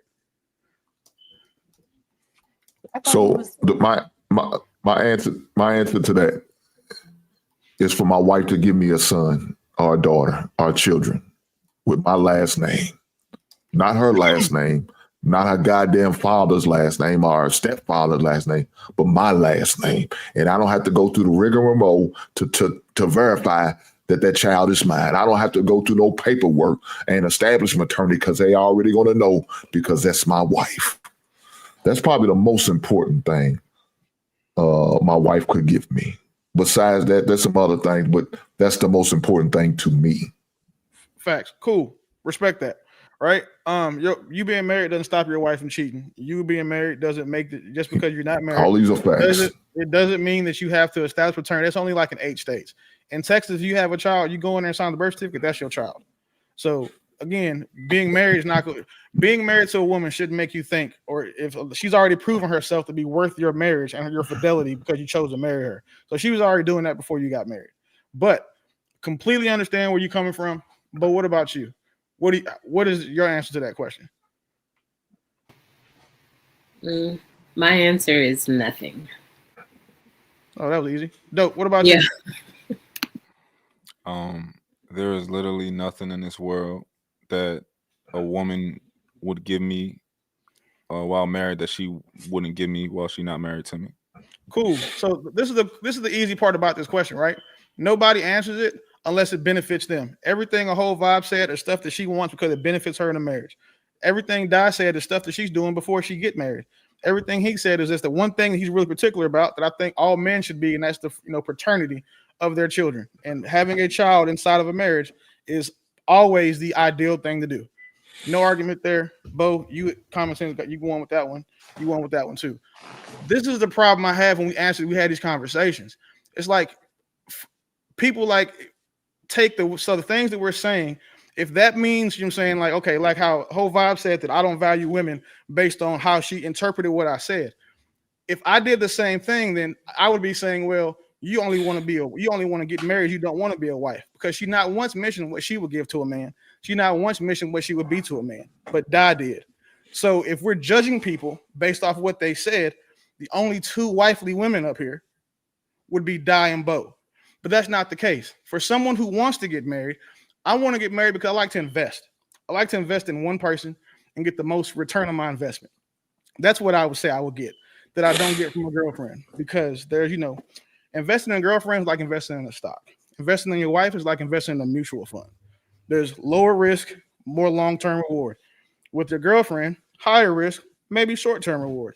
But for me to be that's my at my core, I like to get the most money for my effort, or the most bang for my buck effort-wise. That's why I want to get married again. Because all the things that I know I can provide to a woman, there's no woman on here who could make a list that's going to be half as long. Because the things that women benefit from marriage significantly more than men do. Just for the fact that everything that I'm supposed to do for you as your husband is legally enforceable. I can't legally enforce you sucking my dick when I want to. I can't legally enforce you giving me pussy every day. I can't legally make you cook 2 square meals a day for me. But you can definitely enforce me to pay bills. You can legally enforce me to take care of kids. You can legally enforce me not to, if I get caught cheating, you can go take my shit. So the risk that men have when they take on an additional person, there is no argument that anyone could make to say that there is anything that's worth, excuse me, because that's subjective, but there's nothing equal or equivalent to what a man takes on from a woman. The answers tonight proved it. And also I want to add that even the beautiful things that Willie said, you can still get that from a girlfriend. And I think marriage is beautiful. Willie think marriage is beautiful. I'm going to get married, but if I can't be intellectually dishonest, getting married because I'm getting married. Like, I'm not going to change the day that I gotta, that the day that I jump the broom. Like, I'm gonna be the same guy, same relationship, same all of that. But I can completely understand why a woman would get married. Like, I absolutely understand why a woman would get married. There's so many benefits. Men do change when they get married. From what you guys are saying, they kind of, they take that serious. Somebody asked a question in the comments, and they keep saying that pretty much men live longer when they're married. Men live longer when they're married, right? Men live longer when they're married because it's a priority now. When men don't do dumb shit. Do you know how many times I've been skydiving? Well, when I was married, I didn't go skydiving, squirrel shooting, shark hunting, shark fishing. I didn't do none of that shit when I was married because I was at home with my fucking family. Single men do single people shit. Exactly. You're not out drinking. You're not out doing all these. Not like men. We're men. We're boys. You know how little boys is? They running around. They hurting themselves. And all. We boys. So when we single, we're not going to be different. No. If we simply were, if it was just simply a priority for me to live longer, I would live longer. It's just that simple,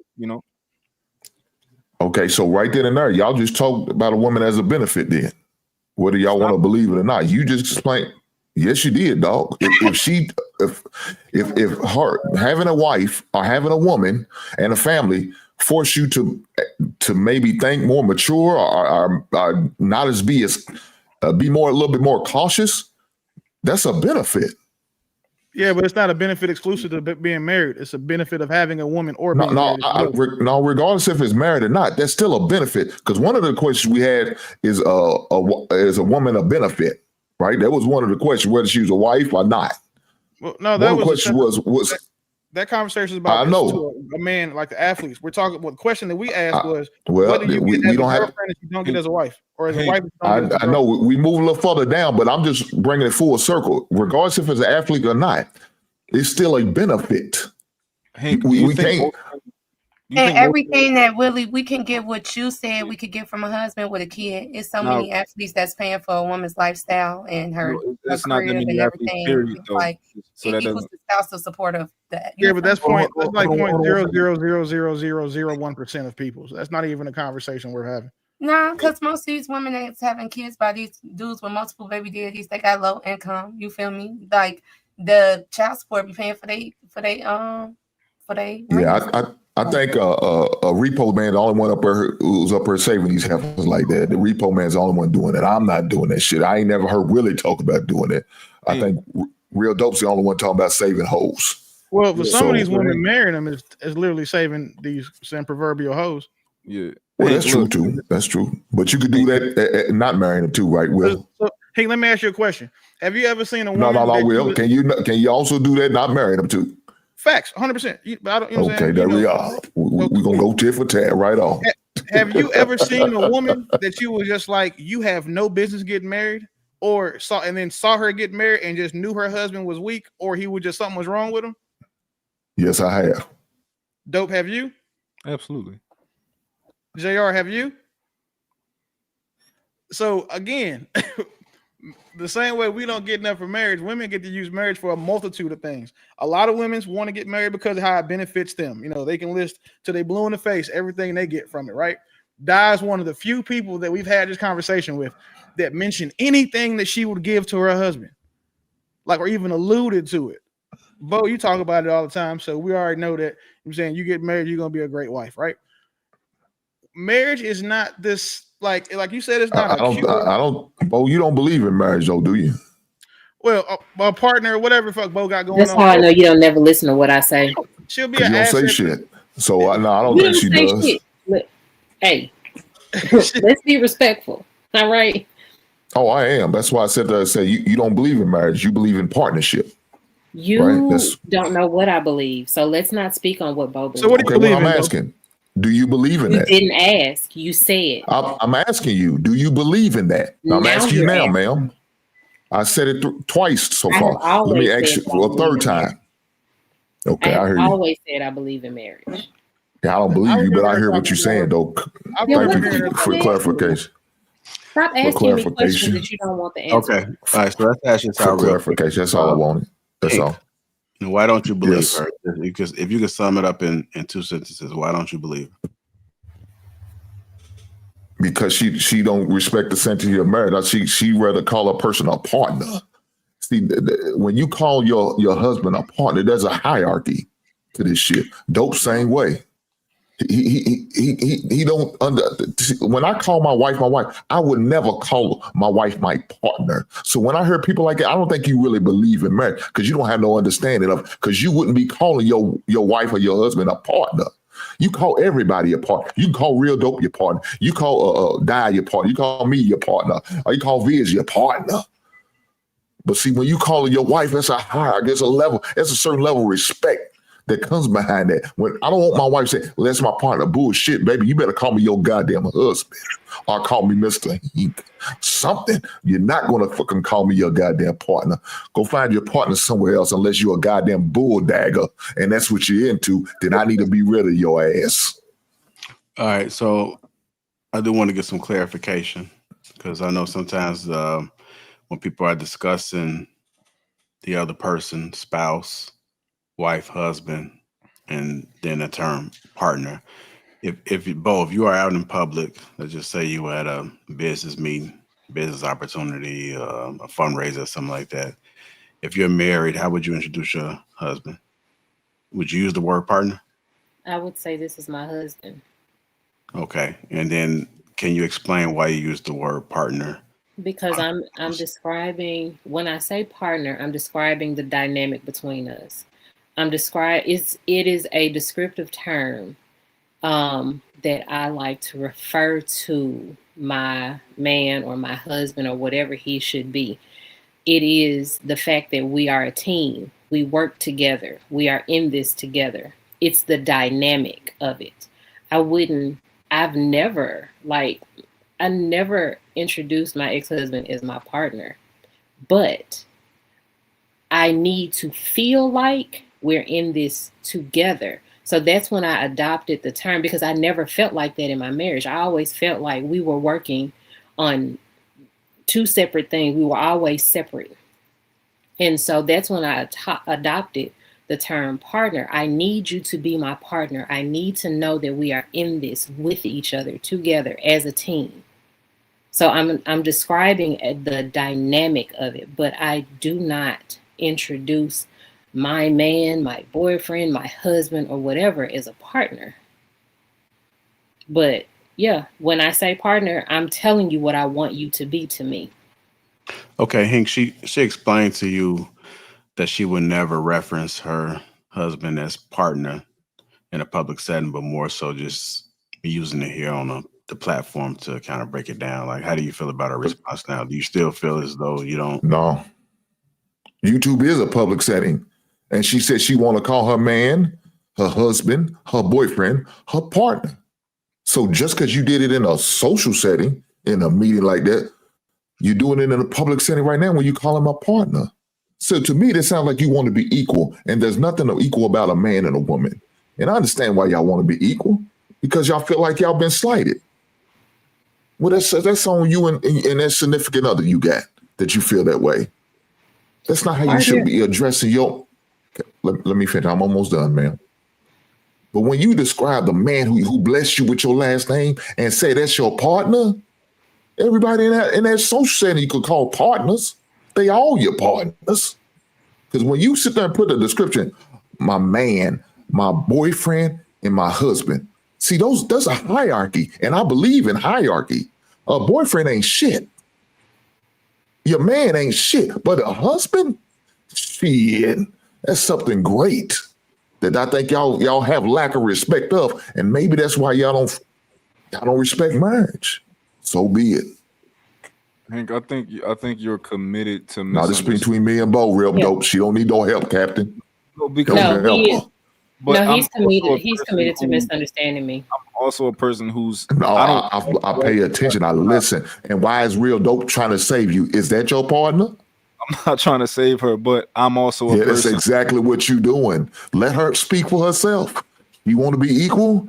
Then she can talk to me. I'm not disrespecting her. I'm letting her speak. I'm listening when she speaks. I'll be quiet. And I just hope I can get the same. That's all. Go ahead, Bo. Partner is literally just a descriptive term of what the dynamic of the relationship between a husband and wife is. It's in the definition. It literally is defined as husband and wife. You are each other's partner. You do not move independently of your wife. Your wife does not move independently of you. It has nothing to do with a hierarchy. You want to have a hierarchy? You can have a hierarchy. That's still your partner because you all are on the same team. You do not move independently of each other. It makes no sense. These words have meanings, and I know you all have big feelings over these words. But just because someone wants to be in partnership, someone wants to work with their spouse, their whatever you are, does not mean that they devalue you as a husband. It is literally just the dynamic between you two. You do not have to understand this. I do not care. But people who understand definitions of words, people who can accept definitions of words and can get out of their feelings about it. No one's going to call you that. But that is the dynamic between a husband and wife. You all are on a team, period. So I'm saying partner, it's okay for me. And I definitely believe in marriage. All right, take a time out, Bo and Hank, for a second. Let me get a whole vibe in and just to kind of respond. Go ahead. So I just wanted to talk about what Mr. Beeman said to me. If I rubbed you the wrong way by saying that it seemed like you didn't respect women, that is my bad. Because I disagree with you about me being a great wife, because I know that I am. But I think that in a relationship, like if I'm just in a regular relationship, I'm not married. I have levels, so I'm not going to give wife level as a girlfriend. I just won't. I never have, and I never will. So, as a wife, I consider a wife as I'm one with someone.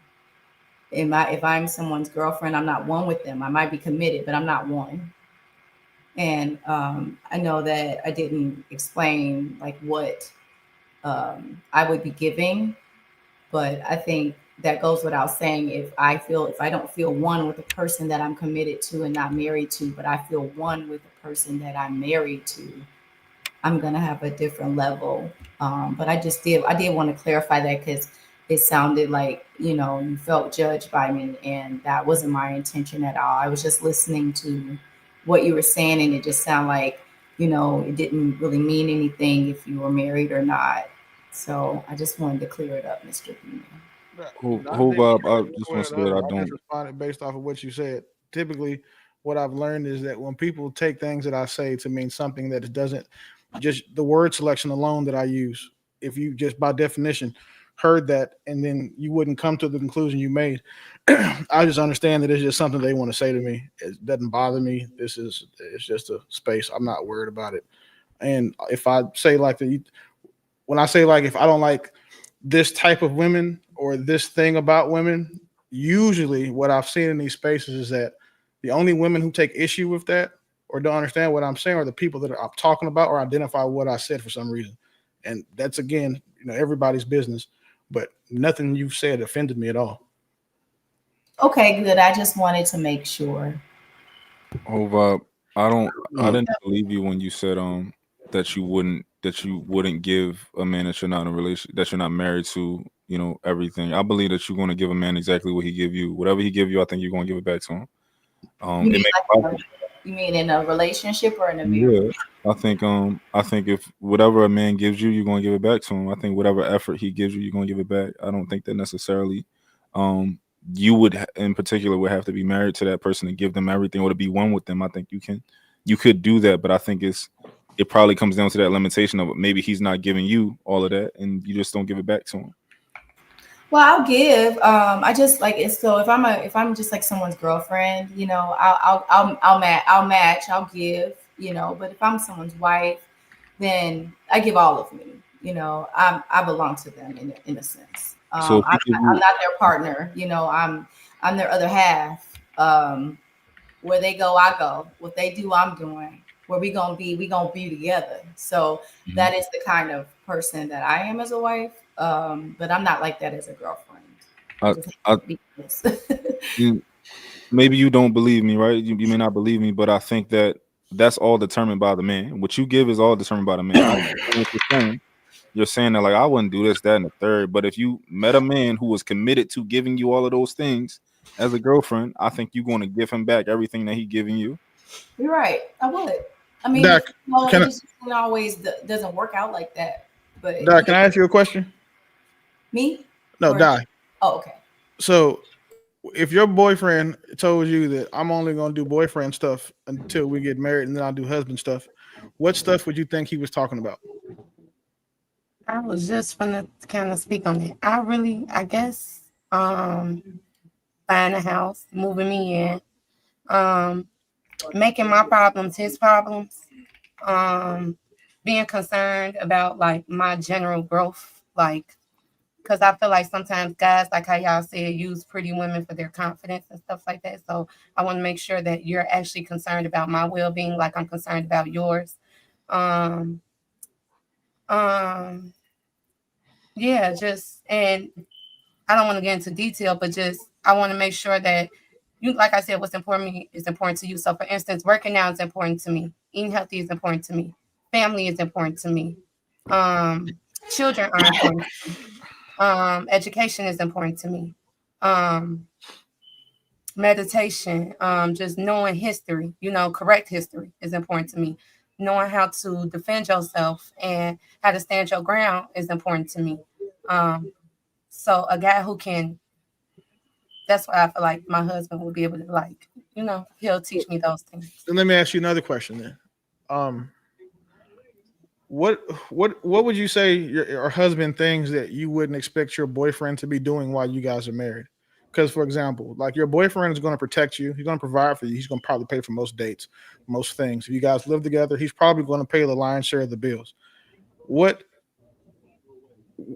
do you think that a man can do that is not husband level to make you want him to be your husband? That's not husband level? Yeah.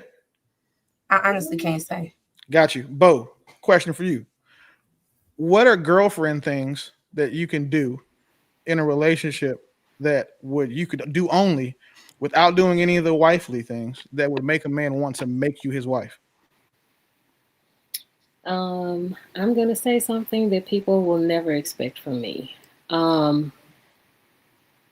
Nothing. Mostly just because I feel like if you are marriage minded and if your intention is on being a wife, you're going to be those things even before then. Because if you're not, then how do they know that you would be that person after the ring gets on there and the vows are spoken? So if you're a wife through and through, before and after. That's just because you just have those qualities. So the things that guys get from women: sex, compliance, submission, companionship, we'll say home managerial skills, right? What fellas, what woman would you ever marry that wasn't doing that shit for you already? Hank, would you have got married if your wife or girl wasn't doing none of that for you? Like the things that you require for your woman to do? Like, would you have married a woman and been like, oh, I put a ring on your finger now, so now I'm expect for you to learn how to suck dick or learn how to bake apple pie? Like, is that would that have worked for you? No, sir.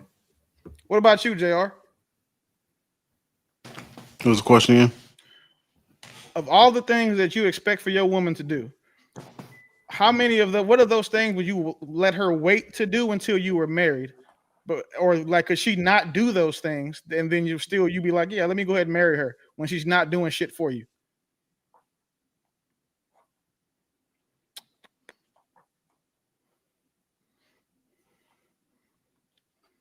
Damn. I need a soundboard. Nah, I might need you to ask it again. I'm trying to. So if your girlfriend is not doing wifely shit for you, would you ever want to marry her? No. Dope, would you? Hell no. Like, so again, Vibe, like the stuff that you say, like, remind you, we're just take for what you said. You said it seems like anything you do with a man is going to be tit for tat or transactional. If you give me this, then I'll give you that. If you do that, then I'll do this. That's not what, for the type of men that I would assume you want the same men, the established ones.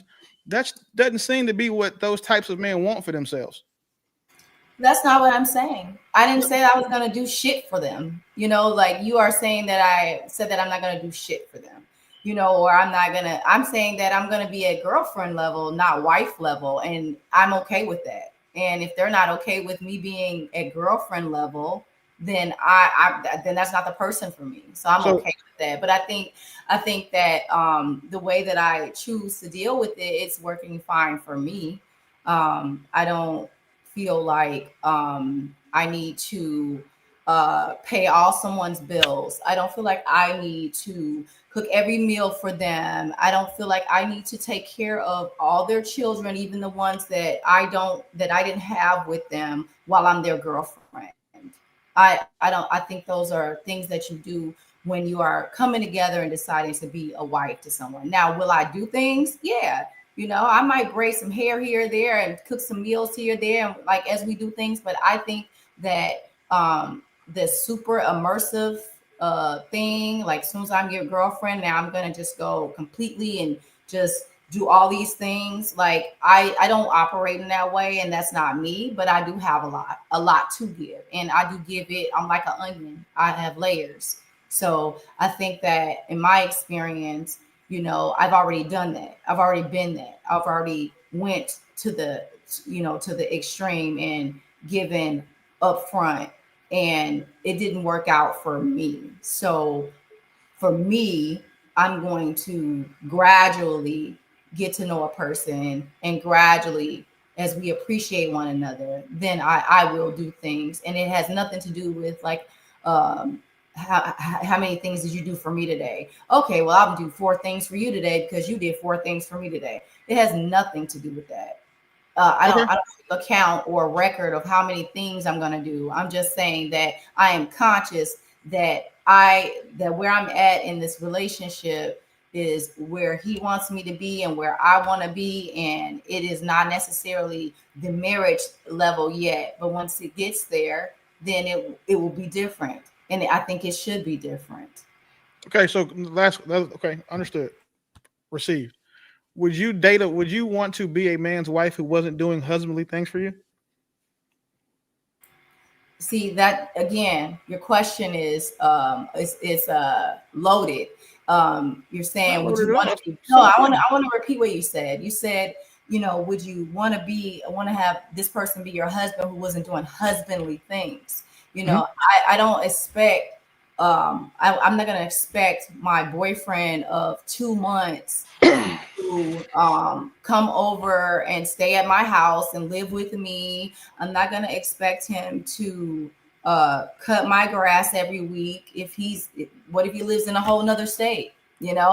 So does he have to move because we're together now and cut my grass every week? No, he doesn't.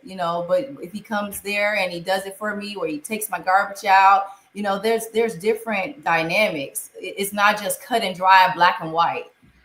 So yeah, I think that if I don't look for a man to do things for me to necessarily like him, I look for a man that is able to stand in his power and humility, a man who is able to communicate effectively, a man who is strong, a man who loves women, and I think I could tell those kinds of things. He has integrity. I can tell those kinds of things as a girlfriend. And if he's doing those things for me, then he'll see who I am. But if he's not doing those things, we're not going to get anywhere. Can I ask a question? I don't think I have to do all these outward things. Yes, did somebody say something? I wanted to ask a question. It's quick. So if you were with a man for a year and some change, a year and and some change, and you're not married, you're just boyfriend and girlfriend, and he makes a decent amount of money, $500,000 a year or something like that, and you got laid off from your job, and you are trying to figure out what you can do as far as to be able to consistently pay your rent. He has the funds and the means to pay your rent. Would you? I'm not going to say would you expect him to pay your rent, because you might be like, I don't want you to do too much. But like, let's say you were about to get evicted. Would you expect your man who you've been with for a year, sharing your body, just being, y'all locked in? Would you expect him to be like, yo, I got you. Like, you don't got to worry about, no, you good. Like, we're going to find you a new situation, but you don't have to worry about anything. You're not about to be on the street. Do I expect it? Is that what you asked? I just want to ask 2 questions. Do you expect it? And also, do you expect it? And if he chose not to do it, how would you feel? Like if you didn't ask him, but he just was like, oh, you homeless? Like, oh, you gotta go live with your aunt, maybe try you bouncing from house to house. Like, how would you feel if he's allowing you to do that? No, I definitely will feel some kind of way, but also I can't control another person, right? So we're married. Him allowing you to do that, would that be you downloading data in your mind? Like, okay, he's not. I don't know if you can be my husband. It's definitely a mental note. However, even if the shoe was on the other foot, I probably would offer to help. We've already been, dating for a while. But if he offers to help, that'd be great. But do I expect? No, I don't expect anything from anyone. I think that if he wants to help me, like, I would share it. If he wants to help me, then I would be grateful. Yeah. but I won't be expecting him like, you better help me right now. Like, you know, you need to do this. Like, no, that's what I think about expect. So no, I wouldn't expect, but I mean, I would be grateful if he did. I think it's one of those things where it's like we wouldn't expect it, right? Because we technically are not married, right? But however, it's a damned if you do, damned if you don't thing where it's like if you don't do it, you just got dinged a bunch of points, and we might not actually ever get married because you allowed me to be at this low point in my life, and you didn't step up and be a man. So it's like, one of those things where it's like, no, and the only answer is yes. He needs to like, yo, I'm your woman. I've been giving you my body for this period of time. Like, you need to make sure I'm good, But he's been giving me his body too. See, so Yeah, we men know it's a little different. no, but it's not though, because sex is sex. And just because I got more feelings than you got after I had sex doesn't make sex not sex. I think that's the problem. It's like the woman wants to be like, oh, I'm having sex with you. You need to be giving me this kind of money and that kind of stuff and this and that. But no, it's an even exchange. Just because you have these feelings and now you want to romanticize everything. It doesn't make it now this man has to be obligated to give you all these things. He doesn't. Now, if he does, be grateful, girl. You better be grateful and appreciate him for that. But I don't think a man has to give me things because I'm sleeping with him. Yeah, I'm not saying give you things, but if you were in that situation, you would expect him. Even you wouldn't expect him, but I would not expect him. I would tell him because he's in my life and we share information with one another. And because of my choices that I would make and the type of man that I would date from here on out, he's the kind of person that would be generous and would help me anyway. And I would be so grateful for that. And he would get a lot of hanging from the chandelier from that. But yeah, I would not expect him though. But you know why I have a problem with the not expecting part? The only reason I have a problem with that is because there's a wrong answer to the question. Like, he can do the wrong thing by not doing the right thing. There's only one right thing and one wrong right? thing. That's his integrity. That's him showing how integral he is. And I need to see that. I need to see where the strength lies. I need to see what kind of soul he got. So I'm not gonna manipulate him. I'm not gonna be like, I'm damsel in distress. First of all, I'm gonna try everything I can first on my own to make sure that I've done everything I can, because I need to be able to know how to build with the things that I have as well. And if I really can't, then yes, I'm going. And so by that time, that person's gonna know that if I asked you, I had no other options because I tried really hard. And then, yeah, my gratitude will overflow for that. But, it could be a catch-22. Like if you say, hey, I ain't finna help that person, and if they do that, then I know that, I know where we're kind of, where we stand with each other. Yeah. But I'm not going to expect it, if that makes sense, because people, I don't feel like I need to control anyone. I think that, it's important to allow people to be who they are. So you see who people really are, and then you can appreciate them for what they do decide, as opposed to like trying to kind of box them in to do something or created a scenario where it's hard for them to say no or it's impossible. I believe in people having the choice. Give them enough rope to hang themselves with. Not necessarily, because I'm not looking for that. I'm believing in him. I'm believing in his integrity. I'm believing in the goodness inside of him, and however he chooses to display that is up to him. I don't get to control that. But it's only one right answer though. He has to. If he wants to continue a relationship, right, and he knows I'm about to be on the street, was he gonna live there with me? Can he help me? Does he know somebody that I can get a job real quick? Or, it doesn't always have to be like, I need to give you the money.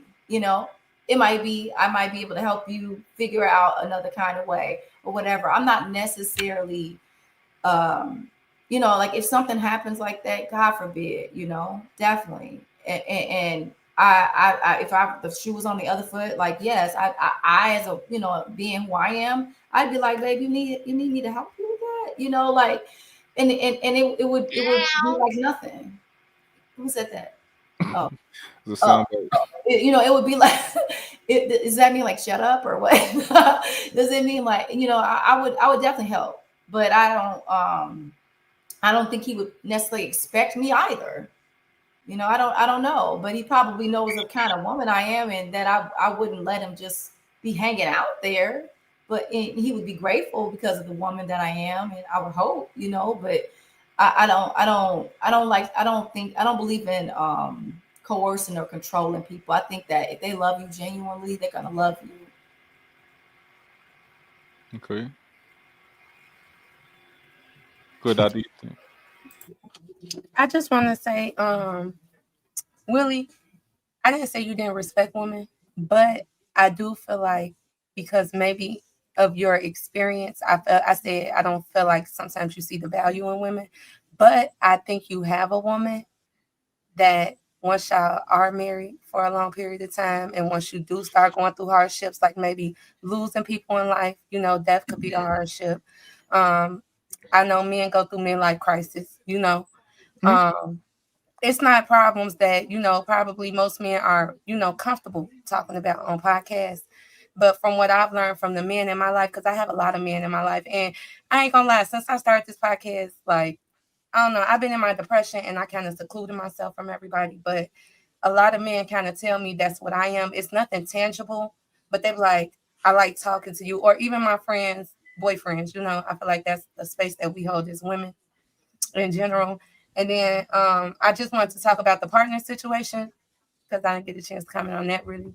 Um, I feel like when you have somebody, it's nice to have somebody who can play multiple roles in your life, if that make any sense. Like, I feel like no matter what, my husband is my husband.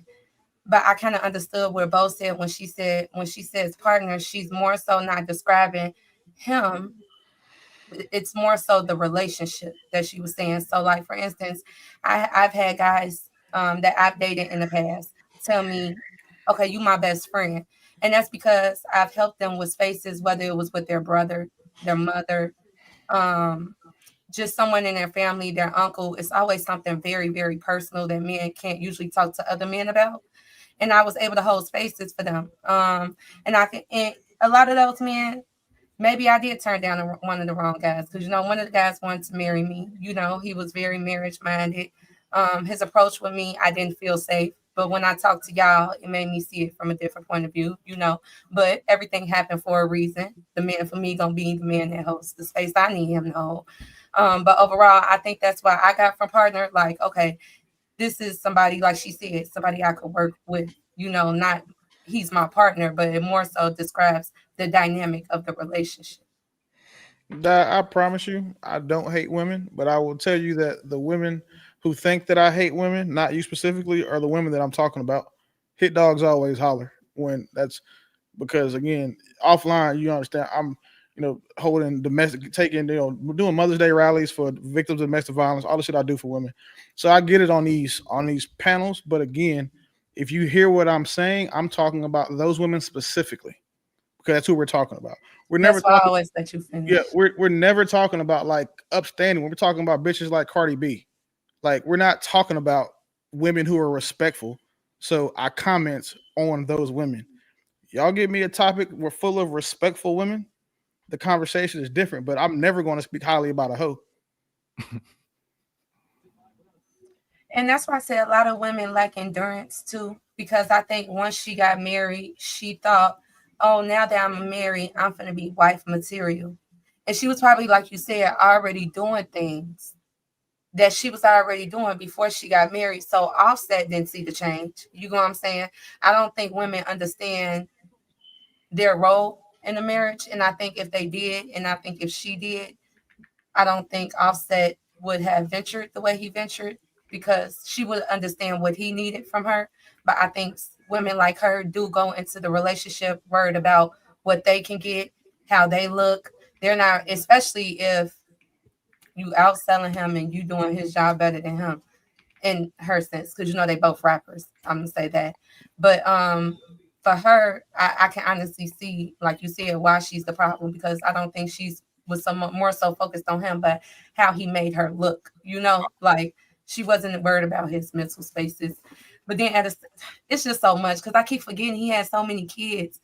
And that's the part I can't get with. Like I don't that's the believe part that at all about that's the part that confuses things. me. I think Offset is Offset. You know, I don't believe that she could have kept that man in the house like if she wanted to. Offset is Offset. He gonna do Offset. You know. She's a former But think stripper. about it. If a stripper feel like, okay, I would never feel like I would want to get married, right?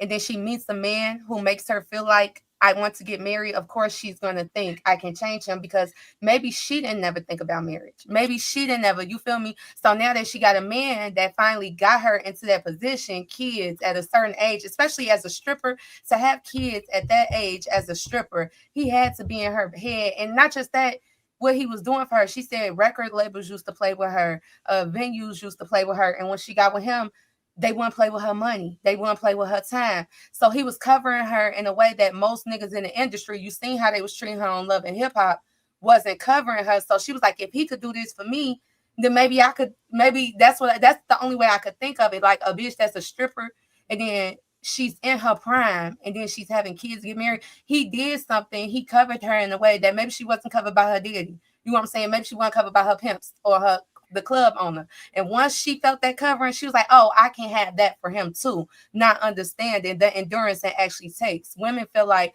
oh, once I get picked, I'm entitled to you being the best man you are. There's not going to be any issues once I get picked. Because once you pick me, that means you must have it together, right? Like you must have it together. Nah, it's not always like that. I did have I know we got sidetracked, man. We talking about Cardi B. She ain't even in the topic, but should women refuse to have kids until marriage, or is that an outdated expectation? I think a lot of women is not okay with abortions like they make it seem. So I don't. It's hard to answer that question. I'm gonna say yeah, because then 23% of Gen Z wouldn't have already been aborted. It's like no disrespect, but it's statistically proven that Black women kill more babies than any other group of people, and they have literally killed almost a quarter of an entire generation of people. Like, so yeah, I would hope they wouldn't wait till they're married because the baby has a better chance. But even still, that wife can go get an abortion if she want to. Like, I'm not gonna say that marriage is a cure, like Dope said, but I will say that if you have to pick between not being married and being married, there's none in between. You should not have a child single by yourself. Like a lot of women treat these babies like they're these small ass dogs, like they're a fashion accessory. Or some shit. Now they got a kid that they can dress like the niggas they want to date, or they can dress the kids like the type of niggas they like because they got like a little doll, a human life-size doll, or can dress them like the little girl they wish they were, and they treat the kids like they're just some type of accessory for them. So no, I'm cool. Honestly, I feel like that's how men treat them, like an accessory that you could just pass down to somebody and forget about. What do you mean by that? What you saying? Because they don't have no involvement with them? Mm-hmm. Like, even at this age, my friends whose fathers was genuinely just not in their life because they knew they picked the wrong woman and didn't want to deal with the woman. Even when they reach out to their fathers at this age, those fathers have no genuine interest in being in their life. Yeah, sounds like another benefit of being married. So I agree with this statement. Women should refuse to have kids until marriage. But people who call themselves the men partners, they okay with that shit. Because guess what? These goddamn bull daggers can have babies too. Hank, that's what I was going to say. say. Some nasty work. This lady I'm working with, she's married and she's going through a divorce. It just was a domestic violence situation, real bad. And ever since he's divorced her, he don't want to be with the kids no more. He stopped picking them up every weekend. He's literally detached himself from the kids because they're detaching from each other. Go ahead. Yeah, situations like that, he was probably whooping on her ass before he even got with her, married her. But so happened she decided to say I do to this fool. She made a bad decision.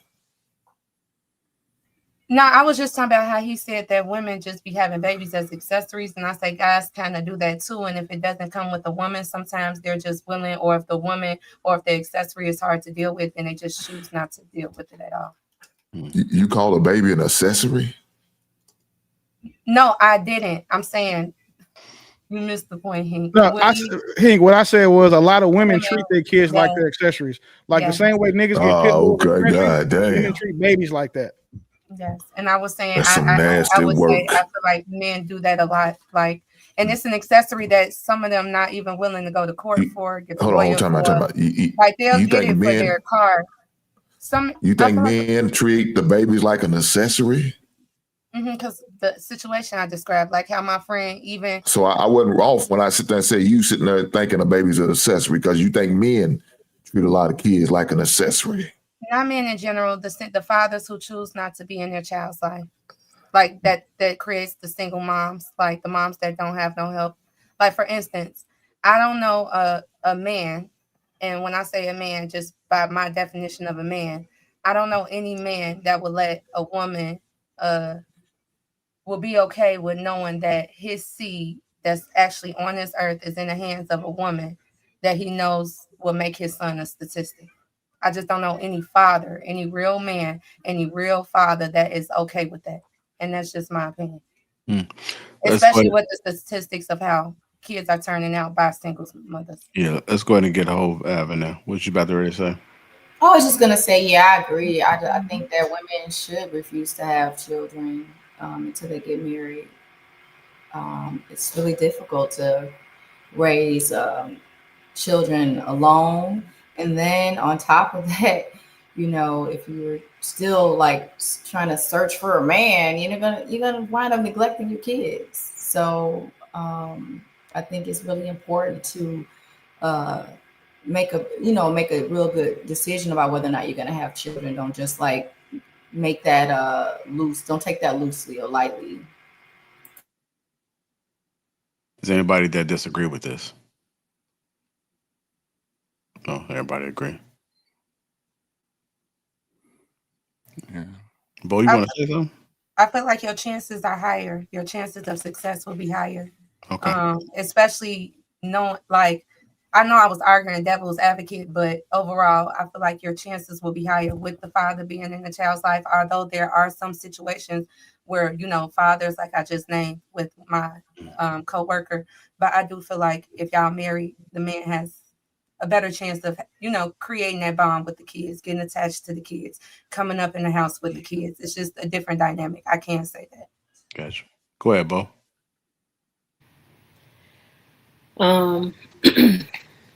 I don't disagree with the kids being raised in the house with two parents. I was raised in a house with two parents, but I think we need to be careful with that because we are not specifying what type of household this should be. We're just throwing two people in the household and saying kids are better off with two parents. I would have been better off with one. Like, I ain't gonna hold you. Like, we have to be careful when we are just haphazardly encouraging parents or husband and wives to have children, and we're not checking that both of them are healthy, both of them have a good dynamic between each other. Because I went through literal years of therapy in order to work through a lot of traumas because I had a two-parent household. And so that's a long story. I do not want to get into that, but it just goes to show you that we have to be careful with just encouraging two people to be in a household together who have children, because that's not always a good thing. All right. I think objectively, I do think that if women, absolutely, but I think if women just waited to have sex, it would have almost the same effect or a very similar effect, of kind of weeding out the ones who just not really on nothing. You know, you wait to have sex, you can talk more. You actually really get to know a person. So yeah, I think objectively, waiting to get married is, you know, to have a kid. Yeah. Wait, are we saying wait to have sex also, or like they can be having sex and just not have and just as long as they getting abortions and using condoms and stuff? I think I think that we should be encouraging people to be extremely careful because you don't like having a baby with just random people is not healthy because it creates very complicated situations. Um, a lot of us got out there really young and we made mistakes. And so one mistake, cool, cool, cool. I'm not the type that's like, you can't do this over and over and over again because sometimes it takes people over and over and over again to learn a lesson, unfortunately. But I think that we need to preach being careful because just because you want to have sex does not mean that you consent to having a child. But also, you need to take responsibility and you need to take precautions and be very adamant about those precautions. Just because it feels good without the protection does not mean that you don't need to use protection. So we have to teach people, especially our young people, how to abstain if they can't control themselves or how to control themselves, be it a man or a woman. All right, I got a question for the panel. Um, does sleeping with a man on the first night hurt a woman's chances for marriage? Yes, sir. Yeah, that's the question I got. Oh, yeah, I think so. But I think I want to hear from men though. I think Okay, I so. know. I know Repo said yes. Hink. Well, you know, if she gonna act like a hoe, you treat a hoe like a hoe. So hell no, you don't marry a hoe. You let a hoe leave the hoe to the streets.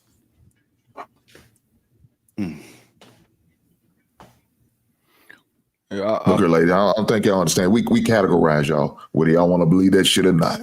So if we getting y'all ass on the first night, now we ain't gonna respect you. You know what we're gonna respect? Every time we come over and give you that goddamn 20 minutes, and then the disrespect starts as soon as we walk out the sill of that goddamn door. You get categorized. So accept your whole title. That's what we're gonna look at you as we're gonna call you. If we describe you to our boys. Nah, I mean, I knocked that hoe down. That hoe wasn't shit. I wouldn't have nothing to do with her. But if that's what you want, go and get her. You better not marry her, though, because I ain't the only one to hit on the first goddamn night. I think there's a line of dudes over right now. Take a number, take a goddamn seat. So hell no, fellas. Do not marry that heifer if she threw it back on the first goddamn night. You know what the outcome's gonna be. I think that I think somebody said something earlier about men and women sexually. It's like the same. I don't think it's the same reasonably. Men and women, because the stakes aren't the same for men and women. You can die having a baby. I can sit on a couch and watch football while you have a baby. You know, like the stakes aren't the same for you. So when it comes to like you being selective about who you sleep with, and I do think men should be selective. But in reality, you know, it's not the same when we're weighing these things. So I think when men and women are dating, neither one of us want every neither one of us want everything that we ultimately want from this person on the first date. You know, and the big things that a man want from you, one of them is sex, and you know, one of them is sex. One of the big things that a woman wants from you is money. At some point, she gonna want your money. Now, she going like, listen, you gonna want a man money at some point. You gonna want it, and if I'm giving it all to you on the first date, you're gonna be like, all right, I'll take it, but you a sucker. I ain't, you know, if I'm picking you up on the first date, I don't even. I heard of some men giving women flowers on the first date, like a big bouquet of flowers, and it's just like that's going to turn most women off, even though they want flowers. Don't give me a big bouquet of flowers on the first date. Like, don't most women listen, guys? Do not do that. I don't care what they saying on the panel. Don't give these women flowers on the first date. They're gonna look at you like a sucker because you're You not better supposed give to me be some doing it. flowers. Like, Yeah, I'm gonna need some flowers. I mean, it don't have to be all over the floor, but I just need a little listen, something. I love flowers. don't do it. Don't do it, fellas. Daisies, They gonna want it. They want that romance, I but don't love go all flowers. romance on the first date because they're going to be skeptical, and they should. And they should be like, "Oh, this nigga's just doing too much too early," because you can do too much too early. I don't disagree. I do not disagree with that, but it also depends on who you ask. Because I am the type of woman that I would love flowers on the first date. Don't throw no money at me because I'm gonna feel like you're trying to slide me $40 for something. But flowers, please, please give me some. I love flowers. Now, some women may see that as a red flag. Some women may, be like, that's too much. But it depends on who you ask. Also, some men do not think that sleeping with someone on the first date it disqualifies. Because I've got 2 friends that did that, and they've been married for a very, very, very, very long time. So, it just really depends on who you ask. I think as a general rule, you should probably follow what was said. But it just depends, too. There are variables. Well, I think that's something that real dope. You know what? You need to get real dope. You need to get these heifers some cooking flour and say, do something with it. Show them she can get out in that goddamn kitchen. That's what type of flowers you need to be offering them. I agree.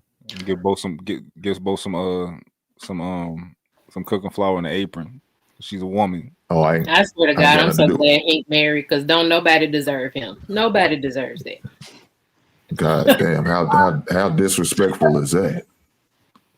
I said I'm glad you're married. I'm so glad. But you can take that backhand compliment and shove it up your ass. I don't want that shit. I know you don't. God damn, that's some nasty work. So are you. There we go again. So now when I unleash, I'm wrong. Come on, ma'am, don't do that. Don't you do that because you made a lot of things about me. You disrespected me first. How did I disrespect you by what did I say to you that was disrespectful? I'm listening. What you did was set the terms for our engagement. So now that you have set the terms for how I engage with you by how you engage with me, now this is how I am engaging with you. Now, what did I do, man? If you I'm can listening. say whatever you would like to say to me, then I can do the very same to you. What did I do? It's of no consequence at this point, sir. I know, because I didn't do anything, ma'am, because now you lying on me. Again, you continue to disrespect. I'm not lying on you. You can run it back. Well, man, I'm asking you. You're here, right here. You can say it for yourself. I'm listening. Oh. So, what is it? I'm sorry. Did you say something? Okay, I thought so. I know you did. You think a lot. I do want to kind of run some past the gentleman. I mean, you guys can tell me if you agree or disagree. I have a different take on that. I think it all depends on the guy. If it's a man that's used to getting, on the first night, for the most part, I think it may be not hard for him to decipher, but I don't think every woman falls in that category. There's a lot of men that I know that are married that had sex pretty early with their woman, which is now that they're wife and they've been happily married for some years. They was just that guy. I mean, I found it hard to believe, Dope, that like most of the women that you encountered that you didn't get it early. 95, 90, 98%.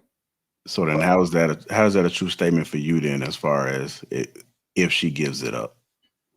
I mean, well, the woman that I don't want you to speak on the woman that you don't have to disclose that, but what I'm just saying is that I think it's still one of those things that's situational. And I think that as a man, you got to be able to have the discernment to understand your your power in this world and being able to balance that with is she wife equality or not. So Mm.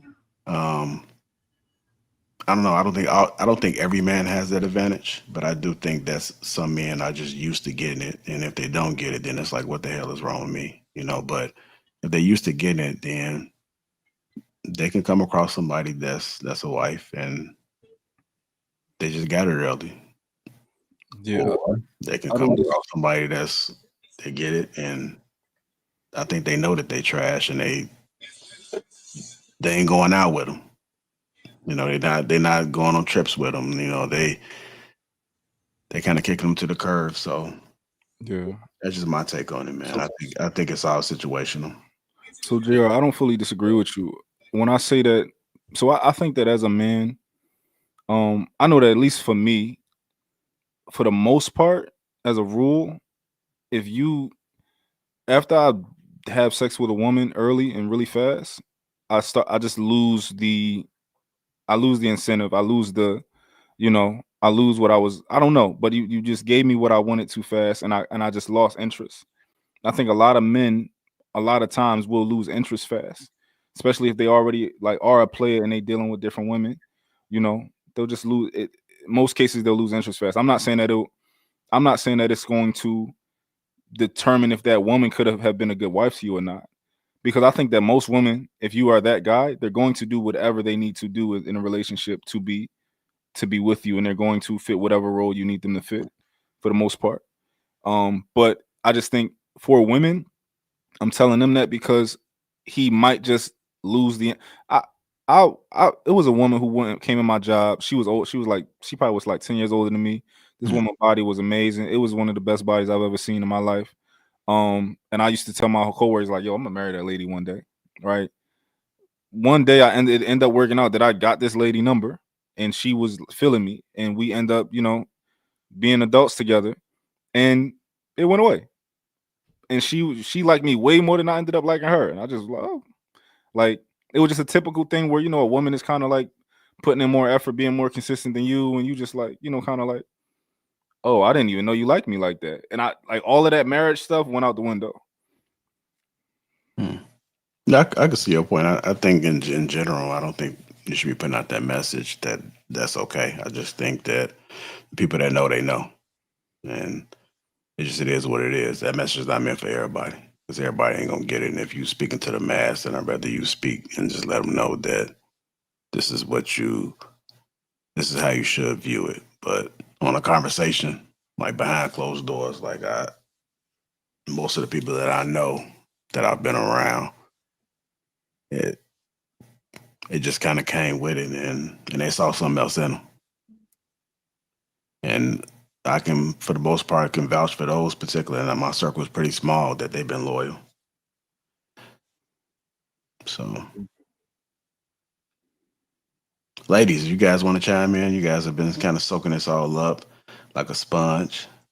I would So, say, because y'all know I don't mind talking about my experiences. I okay, would say don't don't get do it. too, don't get too. It was before I hit 20. I tried it. I really liked this guy. We was talking on the phone a lot because I was a sheltered type of girl. So then when we finally did go on a date, because we had already been talking for a few months, I did it, and he didn't care about no good girl, bad girl, just because I made that mistake and I wasn't aware of how men think and all this other stuff. I was like, when I say he categorized me so hard, let me tell y'all how hard he categorized me. After the date, the next day, my supposed friend took me over there to see him because I wasn't driving. I graduated high school at 16, so I kind of hung out with an older crowd. And I went over there, and kid you not, she got out the car and went up to him and started hugging him, and he was kissing her on the neck. And I was just like, what just happened? Like, it broke my heart so bad. And then I didn't know what to do. Like, at that moment, I made two decisions. One, always cherish my body. And then two, always drive my own car. Period.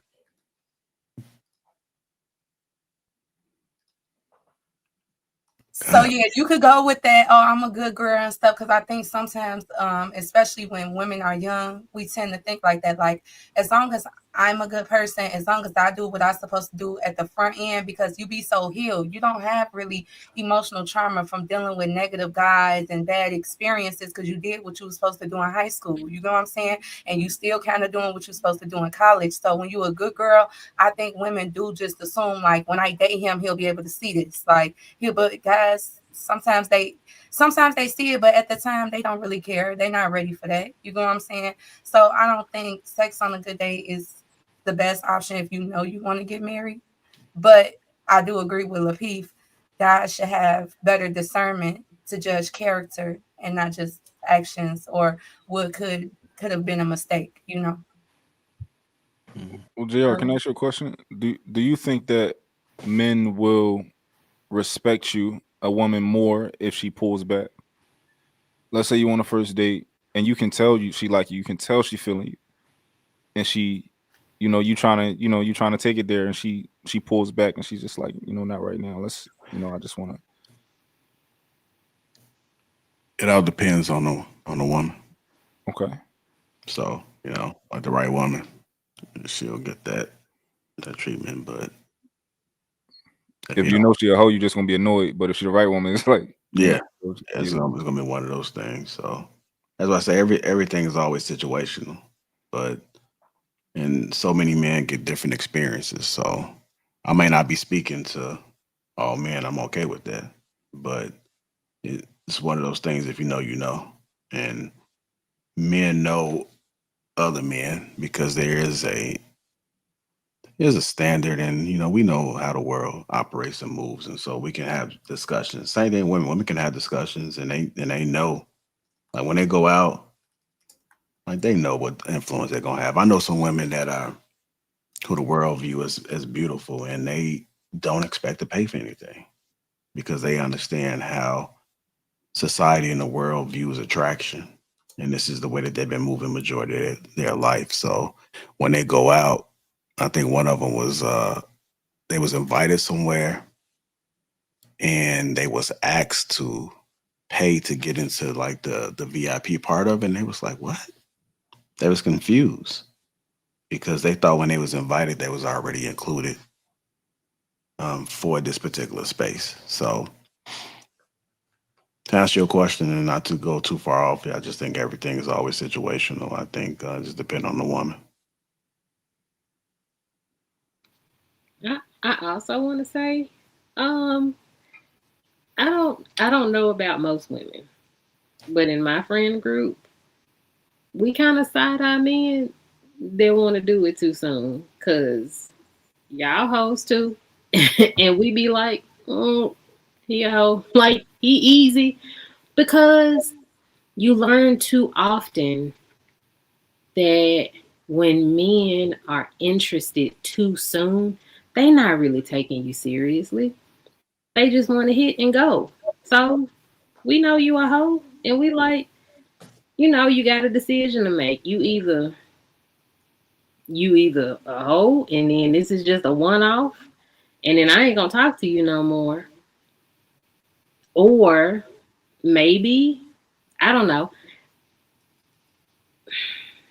I'm either making that decision to do it and I'm not talking to you anymore, or I'm not doing it and I still don't want to talk to you no more.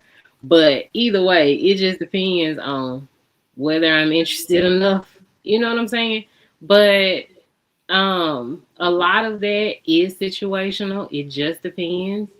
But more often than not, man, the older I got, I'm like, yeah, y'all is hoes too.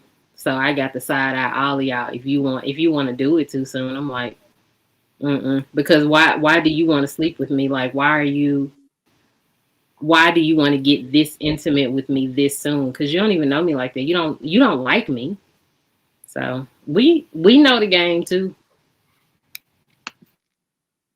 So it's either transactional with these heifers, or they just gonna give it up because they goddamn they hoes. Either way, it's all the same. I see why they do what they do. I see why they move the way they move, because that's what they do. because the mammy did it. The grandmammy was hoes. So they ain't doing nothing but to continue to do tradition. Like they do say with Augusta, a tradition like no other. That's what these efforts do. So we move and operate as such. You don't respect a hoe. You treat a hoe as a hoe. Shout out to the goddamn ghetto boys. You let them move and act like that. They can talk that shit all they want to talk about. No, we ain't giving it up. It's a goddamn lie. If a man come with the right price, you're giving it up. He smiled at you the correct way, you're giving it up. You drop some flowers, them calla lilies in front of your doorstep, you're giving it up. Please believe we know what happened. We do what we need to do to get it. And no, we don't respect you. Because if you think giving you dick is respect to us, then you're sadly mistaken. Because all that respect gonna go out the window as soon as we get done. We're gonna fucking get up. How we do them stank hoes. Shout out to D-Shot. I do have I think I have a theory about men who speak on women's experiences like they have lived experience as a woman. I always ask them, have you ever dated a man? Do you date men? Mostly just because you can't have a lived experience of dating men and being a woman unless one, you're a woman or you date men.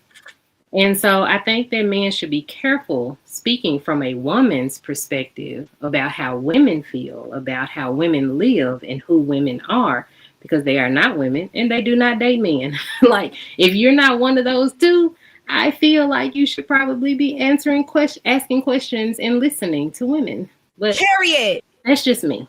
I kind of agree with that because my opinion do be Fellas, different don't from listen a lot to of these y'all hoes. opinion on the podcast. Fellas, do not listen to these hoes and heifers. They don't know what they talking about. We document this. We used to have the black book, but these heifers think they know. Why? Because you fucked around a little bit. Shout out to you for getting your coochie knocked in. Shout out to you, heifers. But please believe me, we share information. We don't respect hoes. That's why we talk about you. That's why you're labeled. That's why you got that goddamn title. It's not about nothing else. We know what you are. We share the information. Please believe me. If a man had a real one, you ain't gonna know nothing about it. You ain't gonna know how she moves and operate. But these hoes, we let it be known. As we should. I'm not gonna lie. Teach the young bloods, the young cats about these hoes. Don't fuck with her. Don't deal with her. Have nothing to do with her unless you want a night. Give her goddamn 20 minutes and get the hell on. Don't waste your time entertaining these heifers. They don't deserve a thing of flowers. Flowers? Man, give us some cooking flour. Show me you can cook, hoe. That's the only thing you should be able to show me, because you can't do nothing else for me but give me what I'm looking for. And now get the hell up. Now, if you choose to leave $40 on the nightstand, that's on you. Shout out to the tricks. They got to do what they got to do. Some dudes just can't get it. They can't use that mouthpiece to get the woman. They have to pay. So shout out to you, tricks. Real dope. Shout out to you, brothers. That's what you got to do. But for the reals who don't have to do that and they move and operate it like they should, you keep it moving and let it be known. Is she an easy one? I got to work for this heifer. I'm gonna leave it $40 because I tip. Bo, I got a question real quick. Oh, you tip? Shout out to you for tipping. You can hear me, Bo? Is it me? Or every time if a person's opinion gets challenged and then they have to resort to lower level words in order to get their point across, is it to me or to me it sounds like bruised ego? I feel like men, I'd be surprised when I get men with not bruised egos, like real dope, right? So many people Who hurt you? Huh? Who hurt you? Who me? That yeah, you get what I'm saying? Like that, like who hurt you when I'm disagreeing with your point of mind frame? Like that's what I think of, because it's like, dang, like what was said to make you get to the point where at the beginning of the podcast, nobody giving their opinion, really disagreeing these women. It's a half everyone. But once you give an ideal or a thought process that goes against what he say, now, and he won't call you a hoe or heifer directly, right? He's just basically saying anyone who thinks like this, which is basically indirectly calling you heifers and hoes. But then I remember on the podcast the other day, I called this man soft, and he damn near, I promise you, which I think we was for the rest of the podcast. Endurance is big for a man when it comes to me. Endurance, because you don't know how many times I might disagree with you, not just because I'm combative, because we were literally raised in a different way. And my dad just came back into my life, and he just was talking about me about many things, even his side of the story. And he said, you do what a lot of women don't do. You take accountability, you self-reflect, and you listen. And I feel like when I first came onto the podcast, Hank was one of the men who made me realize there's a way that I address men, right? Just to remain attractive as a woman. If you can remain in your femininity when you address that man, the more attractive you come, right? I feel the same way about men. I feel 100 the same way about men. I feel like a man who could continue talking to me like I'm a woman, a man who can continue to appreciate my femininity and feed my femininity in order to get that response. And I'm not talking about just for your pleasures, but just because you like women to be women. You don't want women to talk to you like a man.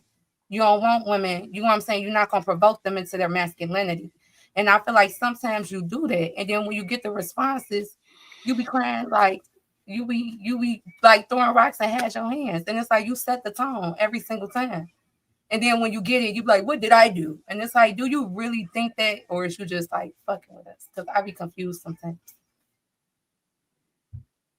I wanted to say something to Bo's point earlier.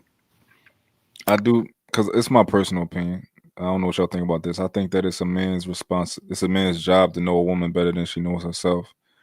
Whether you are married or whether you are a player, it doesn't make sense to not know a woman better than she knows herself. Men study women. We have to study women. That's what we do. We're men. We desire women. We study women. We everything about you. We study. A man will watch you walk from across the street into the store that you just walked in, and that might be your husband, 10 years from now, but he's watching. Like that's just how we are. Like we study you. So I feel like I know women better than they know themselves. Like a lion has to know a gazelle better than the gazelle knows itself. A lion has to know what the gazelle is going to do. That's why they plot on him, and a lion will be waiting over here and he'll chase him into the other lion. Like he knew exactly where you was going to go. And it's the same way as an athlete. Like a good offensive player knows what a defensive player is going to do when he does this. He knows the defender better than he knows himself.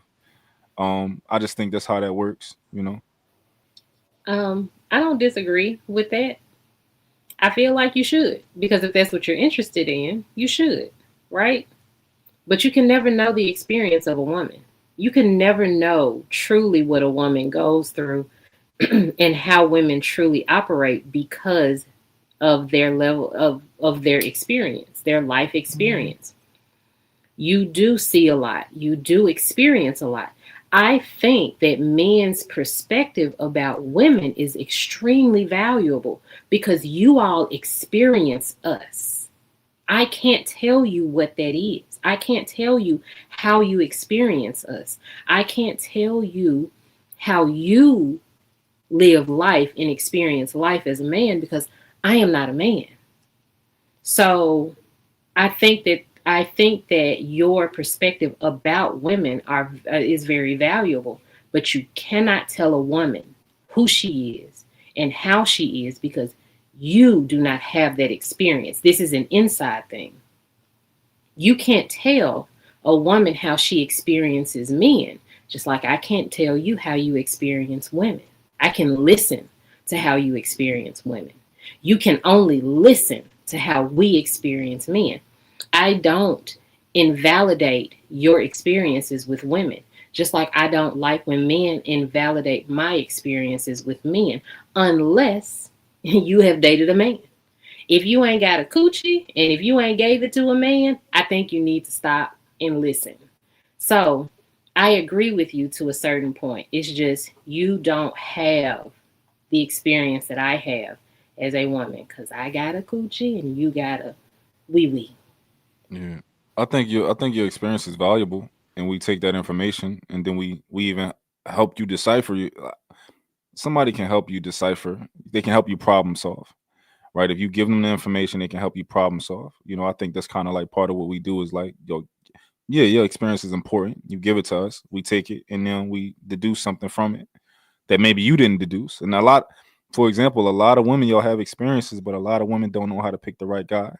Don't know how to pick a guy who's really going to commit to them or who's going to really, you can tell me your experience all day, but I can take that experience and I can, actually give you some advice to maybe help you find a guy who's going to give you what you want, what you're looking for. What I think she mean by So experience. real dope. You really believe they gonna tell you their real experience? Do you really believe that? Because if you ask one of these heifers their sexual experience, they gonna act like you look. They gonna look at you like you got two heads, though. So now you pay attention and listen to what they say, man. Watch how they move and operate.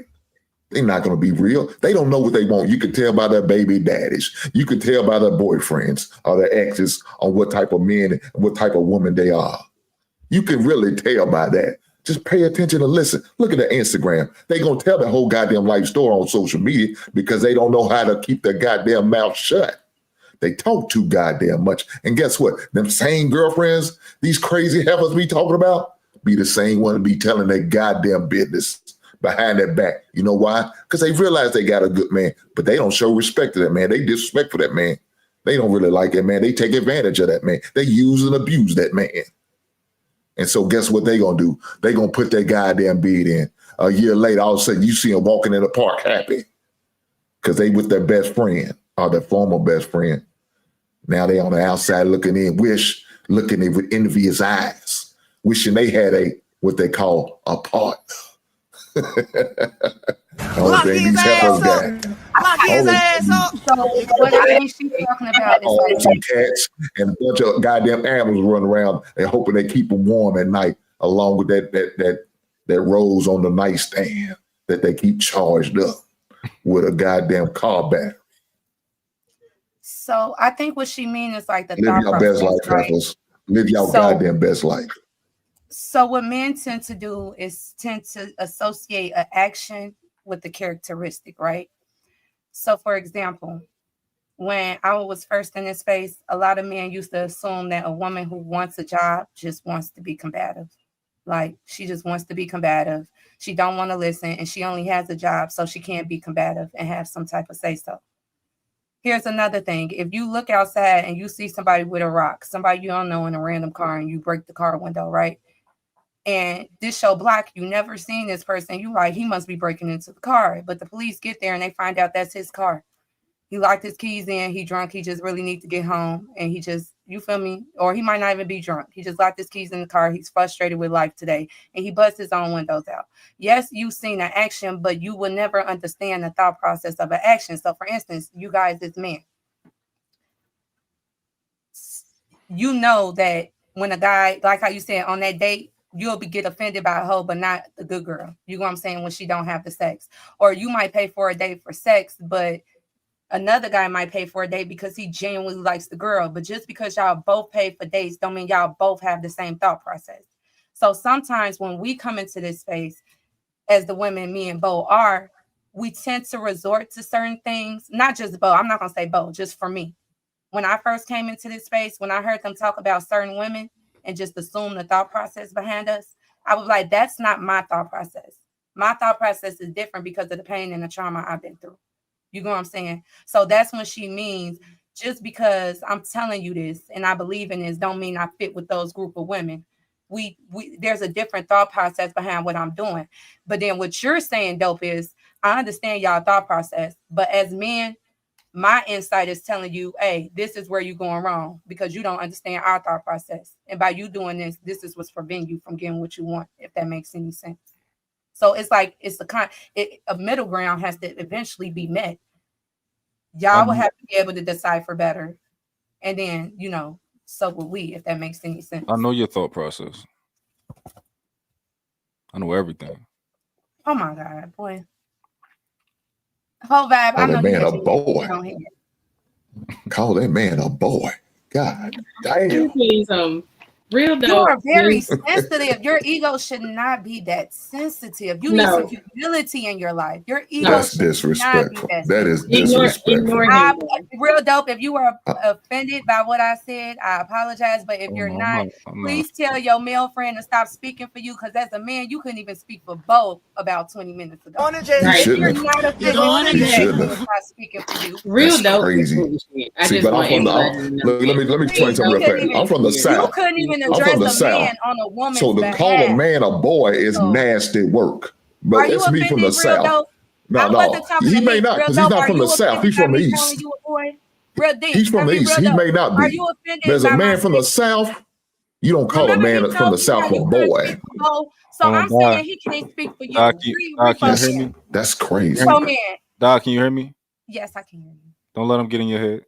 Okay, I'm just making That's crazy. I'm just making sure. Call that man a boy. He's I didn't okay. understand how his ego was hurt by my comment towards you. Lock his ass up. Lock his ass up. I'm just saying.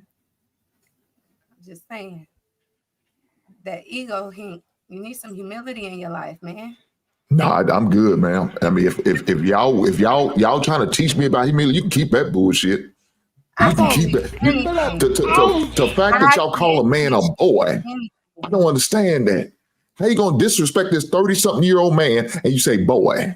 Oh my God! Now he may, like you said, he may not find offensive. I'm from the South. I understand what you're saying. I understand what you're saying. It's too late, though. Have I ever called you a boy? You shouldn't. And you shouldn't. I'm asking because I know how to address my conversation. So you see him as a boy, but you see me as a man. I appreciate it. Thank you, Di. Thank you, ma'am. Thank you, ma'am. I feel like Rico man has more masculinity and capacity than you as a man. If you want to be, but you call him a boy. I was honestly trying to say that earlier. You said he got more masculinity than me, but you call him a boy. But you never call me a boy. I know he's not. It's not about being sensitive. That's disrespectful. That's what them white folks used to call us. But see, these black heifers don't give a shit about our black ass. They don't care. Any way they can find a way to disrespect a man, they will do it. He called this man a boy and tell him, "Dope, you need to be all right with it." And Dope said, "Yes, sir, master. I'm good with it. Yes, sir, boss. I'm good with it." That is some nasty work. I as Di Simone and Repo, this is what I meant. Hold on, let me say this real quick. This is the example that I was just talking about. The example it's not, ma'am. You call that man a boy, but you respect him. You respect him and his masculinity more than you respect me. But you call him a boy. All the times that I've given him his respect, I will even stop talking when I realize I'm over talking him, regardless of how I treat him. No, that's not true. Emotions get triggered. I'm in the head, Dope. Get triggered. That's why where them fans at? Now I'm in. Where them fans at? They got to cool off because I'm so far in them, Dope. But yet he has still I'm running a pap smear. I'm running a pap smear on these heifers. I'm so far in them. That's how far in them I am, Dope. I'm running a pap smear on these heifers. Go get in the go get in the truck. It's October. It is October. Shout out to Breast Cancer Awareness Month. Shout out to I'm in the head. They gotta cool off. Chill out. Where the fans at? You should be using moments like this. They can't help themselves, Dope. I'm in the head, dog. I'm sorry. It's too late. You got to use moments like this as practice, right? Because I see good in you, and I think moments like this is practice. Like you see how like he can say certain. Look. Am I doing good, Pete? Like in his little spill, he said certain shit about me. You see me over. I don't say no. I don't have to respond because he's trying to get in. It will work on somebody else, right? He want to troll. He want a little bit of smoke. He have a little bit of fun. The real though, just because I entertain it don't mean I'm upset. Sometimes I like to have a little fun and go back and forth and point out things that I see too. Yeah, but also I don't think that you have. You you can't talk as loud as Hank, so you can't win here, right? So you can do it, y'all can go back and forth, but like this nigga is loud. Like it's hard to win. So it's like, you know. No, I could be loud. I've been It's not like about that being before. loud, I was dope. watching the I'm podcast. right. I did not like how I I'm looked. speaking the I got truth, that. dope. That's it. That truth is killing them. Lapeef, I ain't got I to know kill them y'all because I'm heard me loud. loud. Y'all know I could get loud. I did not like how I We looked. My mouth understand that. You was told us, big. Di, that you can get in your Like, masculine. do you know Shout what I out to look you like when I get loud? for being able to get into your feminine and your masculine. Shout out to you. I'm just saying, you call that man a boy is disrespectful. Now, if real dope don't find that to be disrespectful, that's on him. That's on him. I can't answer for that man. He got to stand on this shit his own. But see, again, I'm gonna say it again. I'm from the South. You don't call a man a boy. He's a whole goddamn man. You don't call him. I understand. And shout out to the North. But that's how we roll in the South. We don't call a man a boy. Where you from? And check this out. Where you from, real dope? Yes, sir, massa. Where you from, There real you dope? go. Shout out. He 20 lashes for your black ass, real dope.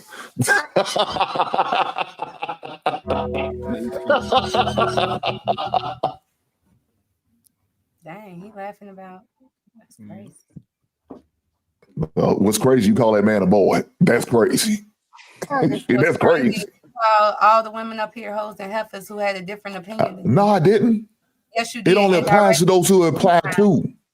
It only applies to who do it applies to. Now, if you feel that way, Di, you said then I'm gonna let that dog holler. Instead of flowers. Then I'm gonna let that dog holler. If that applies to you, then that's you.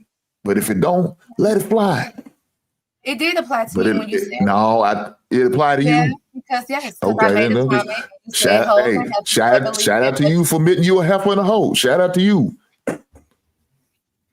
No, shout out to you, sister. I didn't say I was a heifer and a hoe. I said your comment applied to me.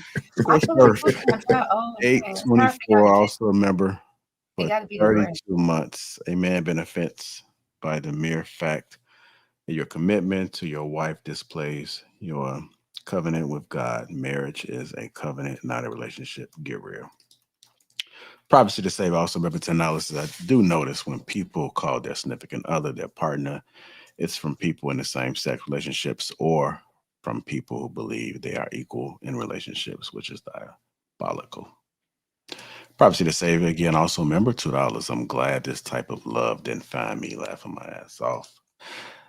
Big and $11, $10. JR, when people say partner, it's just another word of dumbing down a position in life that don't have the life foundation to live up to. Example, I'm a wife, but your steps in life just don't support that.